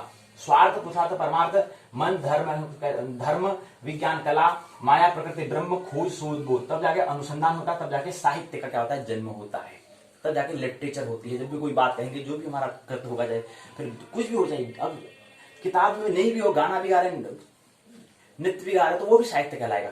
तो साहित्य में सभी किया जाता है। इसलिए एक सूत्र यहाँ पर है, सा विद्या विमुक्ति है। सा का मतलब होता है सच्चा, विद्या विमुक्ति है, विद्या वही है सच्ची, वही विद्या है जो कह रहे हमारे विनय, जो विमुक्त करे, जो कह रहे हमें क्या करे, मुक्ति करे, निर्माण को प्राप्त कराए, जो हमें मुक्त करे, स्वतंत्र करे। किसी व्यक्ति को बात बता रहे हैं तो उसको कह दो कि भाई मेरी बात को मत सुनो, मेरी बात को मानने की आवश्यकता नहीं है, तुमको मैं समझा रहा हूँ, मैंने ये अनुभव किया कि तेरे को भी, तेरे लिए भी सहायक हो सकता है, इसलिए तेरे को बात बता रहा हूँ, ये बताने की आवश्यकता नहीं है, बता इसलिए रहा हूँ कि तेरे लिए भी क्या है, सहायक हो, सहायक बनी, इसलिए तेरे को बता रहा हूँ। इसलिए सा विद्या, विद्या वो कहलाएगी जो कह रहे विमुक्त करे, मतलब मोक्ष निर्माण करे, कह रहे स्वतंत्र करे, वो क्या है, सा विद्यालय विमुक्ति। तो सा का मतलब यहाँ पर लेने के लिए मैं इसको इस सूत्र को पुनः मैंने यहाँ पे लिया है, सा विद्यालय विमुक्ति। और सा विद्या ददाति विनय, और सच्ची विद्या क्या है, विनय प्रदान करती है। वृक्ष फल लग जाते हैं तो झुक जाता है, ये चीज में क्या करना अपने, जब हमारा फल लग जाते हैं, हुनर कौशल के हमारे फल लग जाते हैं तो हमें क्या करना, विनम्र होना पड़ता है, अभिवादनशील। तो सा विद्या। तो प्रसारण हमने बताया, प्रसारण कहाँ से हो रहा है, प्रसारण बीजेपी स्वाध्याय यूट्यूब द्वारा में प्रसारण इसका किया जा रहा है। और प्रस्तुति भूमंच ज्योतिष पाठशाला, प्रस्तुत करता ज्योतिर्मय, ध्येय है ज्योतिर्गमय। ये हमें ध्यान रखना है। 27वीं जो आज हम बात कर रहे थे उसकी यहाँ पर पाठशाला थी, तो ये बात हमें कुछ ख्याल रखनी है। आइए विश्वविद्यालय के पाठ्यक्रम को समझना महत्वपूर्ण है, उसकी बिना तो बात हो ही नहीं सकती। तो विज्ञान शाकुंतलम कथा वस्तु पात्र चरित्र इकाई का नाम, ग्रंथ का नाट्यशास्त्रीय विशिष्टता, परिभाषा शब्दावली, रूपरेखा, प्रस्तावना, उद्देश्य, अभिज्ञान शाकुंतलम की कथा वस्तु, मूल कथा, विज्ञान शाकुंतलम का कथासार, चरित्र चित्रण के अंतर्गत दुष्यंत शकुंतला कड़व को समझने का प्रयास है। ग्रंथ का नाट्यशास्त्रीय विशिष्टता, नाट्यशास्त्रीय परिभाषा शब्दावली, सारांश शब्दावली, अभ्यास प्रश्न के उत्तर, संदर्भ ग्रंथ सूची, सहायक पाठ्य सामग्री, निबंधात्मक प्रश्न पूछा है, छोटा प्रश्न पूछा है, बड़ा प्रश्न पूछा है कि नाटक के नायक की चारित्रिक विशेषताओं की समीक्षा कीजिए, ये बड़ा प्रश्न पूछा है। छोटा प्रश्न और एक दूसरा होता है कि अभिज्ञान शाकुंतलम नाटक के नायक की चरित्र विशेषता की समीक्षा कीजिए, और दूसरी 2 बारे प्रश्न पूछे गए हैं और बड़ा प्रश्न पूछा गया है। छोटा प्रश्न होता है कि चरित्र चित्रण, दुष्यंत का चरित्र चित्रण करो, या शकुंतला का चरित्र चित्रण करो, या कड़व का चरित्र चित्रण करो। एक के बारे में पूछेगा तो क्या कहलाएगा, वो छोटा लघु प्रश्न पूछा जाएगा। बड़े में क्या हो जाएगा, पूरा अभिज्ञान शाकुंतलम का नाट्य चरित्र चित्रण करो, पात्रों का चरित्र चित्रण करो, तब ये क्या बन जाएगा, बड़ा प्रश्न बन जाता है। लेकिन जब जिक्र खुल की जब बात की जाती है कि कड़व का करो, शकुंतला का करो, दुष्यंत का करो चरित्र चित्रण, तब जाके छोटा प्रश्न बन जाता है। ये यहाँ बताने का प्रयास किया है कि कौन सी रचना इसमें दी हुई है। उद्देश्य यहाँ पर बताने का प्रयास कह देंगे ये विज्ञान शाकुंतलम नाटक से संबंधित दूसरी इकाई है। और इसमें नाटक क्या है, इसका उद्भव विकास किस प्रकार हुआ, महाकवि कालिदास की रचनाएं कौन सी है, समझने का प्रयास यहाँ पर करेंगे। तो इसके अंदर उद्देश्य दिए हैं, 4 उद्देश्यों को लेकर चलेंगे। अभिज्ञान शाकुंतलम की कथा वस्तु क्या है, मूल कथा क्या है, इसको समझने का। अभिज्ञान शाकुंतलम का कथासार क्या है, इसमें 7 अंक में दिए हुए, कल हमने बात की थी, 7 अंक इसमें दिए होते हैं। और इसका मूल कथा क्या है, मूल कथा है अभिज्ञान शाकुंतलम की मूल कथा महाभारत के आदि पर्वों में 67 से 74 अध्याय तक प्राप्त होती है। तो 67 से 74, 67 से 74 अध्याय जो चैप्टर है तब हमें प्राप्त होती है। अगर हम महाभारत के आदि पर्व में अगर वहां देखेंगे तो वहां पर हमें जिक्र मिल जाएगा। वहां पर से इसका क्या है, मूल कथा वहां से ली गई है। अभिज्ञान शाकुंतलम कथासार है, इसमें संपूर्ण नाटक में 7 अंक इसमें दिए हुए हैं। प्रथम में सर्वप्रथम क्या होता है, कवि ग्रंथ की निर्विक समाप्ति के लिए नांदी पाठका द्वारा अष्टमूर्ति भगवान शिव की वंदना होती है। तब पश्चात सूत्रधार के द्वारा ग्रीष्म ऋतु का मनोवर्णन यहाँ पर मिलता है। इसके बाद दूसरा, अपने राज्य के स्वरूप को छिपाने वाले दुष्यंत ब्रह्म से पीड़ित होकर शकुंतला की रक्षा करता है। मधुर वातावरण जन्म का वृत्तांत इसमें दिए हुए। द्वितीय अंक में होता है कि पहले में प्रारंभ में विदूषक द्वारा राजकोट के आकेट संबंधी सूचना प्राप्त होती है। तृतीय अंक में होता है इसके आरंभ में विश्वकंभक का प्रयोग हुआ है, दुष्यंत के प्रति आसक्ति के कारण अस्वस्थ शकुंतला प्रविष्ट होती है दूसरे अंक में। तृतीय अंक में। चतुर्थ अंक में क्या है, चतुर्थ अंक में विश्वकंभ की समाप्ति से होता है, जिससे यह होता है कि राजा दुष्यंत का शकुंतला के साथ गांधर्व विवाह हो गया है, गांधर्व विवाह हो चुका है। ये चौथे अंक में। पांचवें अंक में गौतमी सारंगरव और शारद्वत शकुंतला के साथ दुष्यंत के राजदरबार पहुंचते हैं, ये 5वें अंक में। छठे अंक में शकुंतला की खोई हुई मुद्रिका धीवर को प्राप्त होती है। 7वें में राजा युद्ध में राक्षसों पर विजय प्राप्त करते हैं। इंद्र अत्यंत आदर के साथ क्या है, राजा को दुष्यंत को स्वर्ग से विदा करता है, ये 7वें अंक में होता है। तो राजा दुष्यंत शकुंतला और भरत महर्षि मारीच जी के दर्शन के लिए जाती है। महर्षि मारीच दुर्वासा श्राप के कारण राजा को निर्दोष बताते हैं, तत्पश्चात उन्हें आशीर्वाद देते हैं। यहीं पर भरत वाक्य के साथ नाटक की सुखद और मंगलमयी परिवार क्या होता है, समाप्त होता है। इसके प्रश्न को उत्तर दिए हैं। अभिज्ञान शाकुंतलम के प्रथम अंक की सारांश लिखिए। अभिज्ञान शाकुंतलम का जो चतुर्थ अंक है उसका सारांश लिखो। चरित्र चित्रण यहाँ पर दिया गया। दुष्यंत का आदर्श राजा थे, आकर्षक व्यक्तित्व था, आदर्श प्रेमी भी हैं, वो चित्रकला में प्रेमी हैं, संगीतज्ञ वो हैं, विनीत और मृदुभाषी वाले हैं, वात्सल हृदय वाले हैं। शकुंतला का चरित्र चित्रण के अंतर्गत आता है। अति प्रीतम सुंदरी है ये। शकुंतला का सौंदर्य और निर्वचनीय है।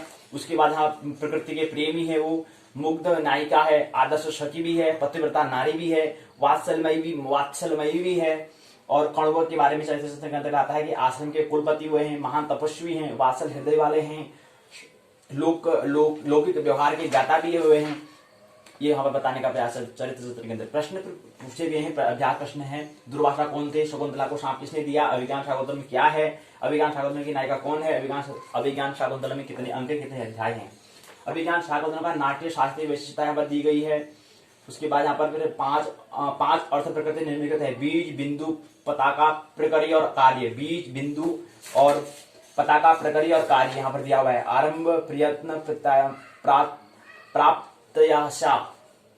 प्राप्त्याशा, फिर है नियत धन आपति, नियताप्ति बन जाता है, फलागम बन जाता है, संज्ञा बन जाती है, नेता, रस, इसे बताने का प्रयास। नाटक में परिभाषा शब्दावली यहाँ पर दी हुई है। नाटक क्या है, नांदी क्या है, सूत्रधार क्या है, प्रस्तावना क्या है, नेपथ्य क्या है, कंचुकी क्या है, विदूषक किसे कहते हैं, ये समझाने का प्रयास। प्रश्न के उत्तर यहाँ पर हाँ या ना में देना है, सही गलत में देना है। अभिज्ञान शाकुंतलम का नायक दुष्यंत है। अभिज्ञान शाकुंतलम का प्रधान रस वीर है। अभिज्ञान शाकुंतलम का नायक पुरुवंश का है। नायक में प्रयुक्त होने वाले संधियों की संख्या 7 होती है। अभिज्ञान शाकुंतलम का कथानक प्रख्यात है। सारांश यहाँ बात दी हुई है। सारांश बात दी है कि इस इकाई में आपने अभिज्ञान शाकुंतलम नाटक का अध्ययन किया और जाना कि इसकी मूल कथा महाभारत के आदि पर्व से ली गई है। 67 से 74 के बीच में ली गई है। 67 से 74 की जो अध्याय वहां से लिया गया है और महाभारत के आदि पर्व से लिया गया है। शाकुंतला की कथा वस्तु सरस है। नाटक के नायक जो है दुष्यंत है, नायिका शकुंतला है। महर्षि कण्व की चारित्रिक विशेषता पर यहाँ पर प्रेरणापद है, यहाँ पर हमने समझने का प्रयास किया। अभिज्ञान शाकुंतलम का नायक पुरुष वंश उत्पन्न राजा दुष्यंत है। पुरु वंश में उत्पन्न क्या है, उत्पन्न हुए राजा दुष्यंत हैं। दुष्यंत धीरोदात्त नायक हैं। दुष्यंत जो है धीरोदात्त नायक हैं। शकुंतला अभिज्ञान शाकुंतलम नाटक की नायिका है। यह विधाता की अपराध सृष्टि है। यह विश्वामित्र और मेनका की पुत्री है। उनका पालन पोषण महर्षि कण्व के द्वारा तपोवन के प्राकृतिक वातावरण में उनका क्या होता है, पालन पोषण होता है। महर्षि कण्व का चरित्र अनुकरणीय और आदर्श चरित्र है। उनको काश्य नाम से भी हम जानते हैं। एक नैसर्गिक ब्रह्मचारी और महापुरुष है। तपस्वी, दयालु, प्रत्यस्नेह से परिपूर्ण, सर्वज्ञ और लौकिक विवाह से गाता है। इनके साथ ही नाटक की कसौटी, ये नाटक में क्या कसौटी में खरा उतरता है। नाटक में प्रयुक्त होने वाले प्रवेश शब्दावली को यहाँ पर समझने का प्रयास करते हैं। अभ्यास शब्दावली दी है। अभ्यास के प्रश्न के उत्तर यहाँ पर दिए हुए हैं। पहले दूसरे की पुस्तक की संदर्भ पुस्तक सूची की सहायता यहाँ पर दी हुई, सूची दी हुई है। सहायक उपयोगी पुस्तक यहाँ पर दी हुई है। निबंधात्मक प्रश्न यहाँ पर पूछे गए। निबंधात्मक प्रश्न है, अभिज्ञान शाकुंतलम का कथासार लिखिए, दुष्यंत का चरित्र चित्रण लिखिए, शकुंतला का चरित्र चित्रण कीजिए, कण्व का चरित्र चित्रण कीजिए, अभिज्ञान शाकुंतलम का नाट्य शास्त्रीय दृष्टि से मूल्यांकन कीजिए। ये बड़े प्रश्न पर हम पूछे गए हैं। यहीं पर इकाई 2 क्या है, पूर्ण होती है। ये बात हमें समझने का प्रयास हमें करना है कि यहाँ पर दी हुई बातें हैं। मानना नहीं, आनंद और महोत्सव पूर्वक जीवन जीना है। अशुभ वैशुभ, मेरी बातों के प्रेम पूर्वक शांति पूर्वक सुना। बहुत बहुत अनुभव तुम अंत में सबके भीतर बैठे परमात्मा को प्रणाम करता हूँ। मेरा प्रणाम स्वीकार करें।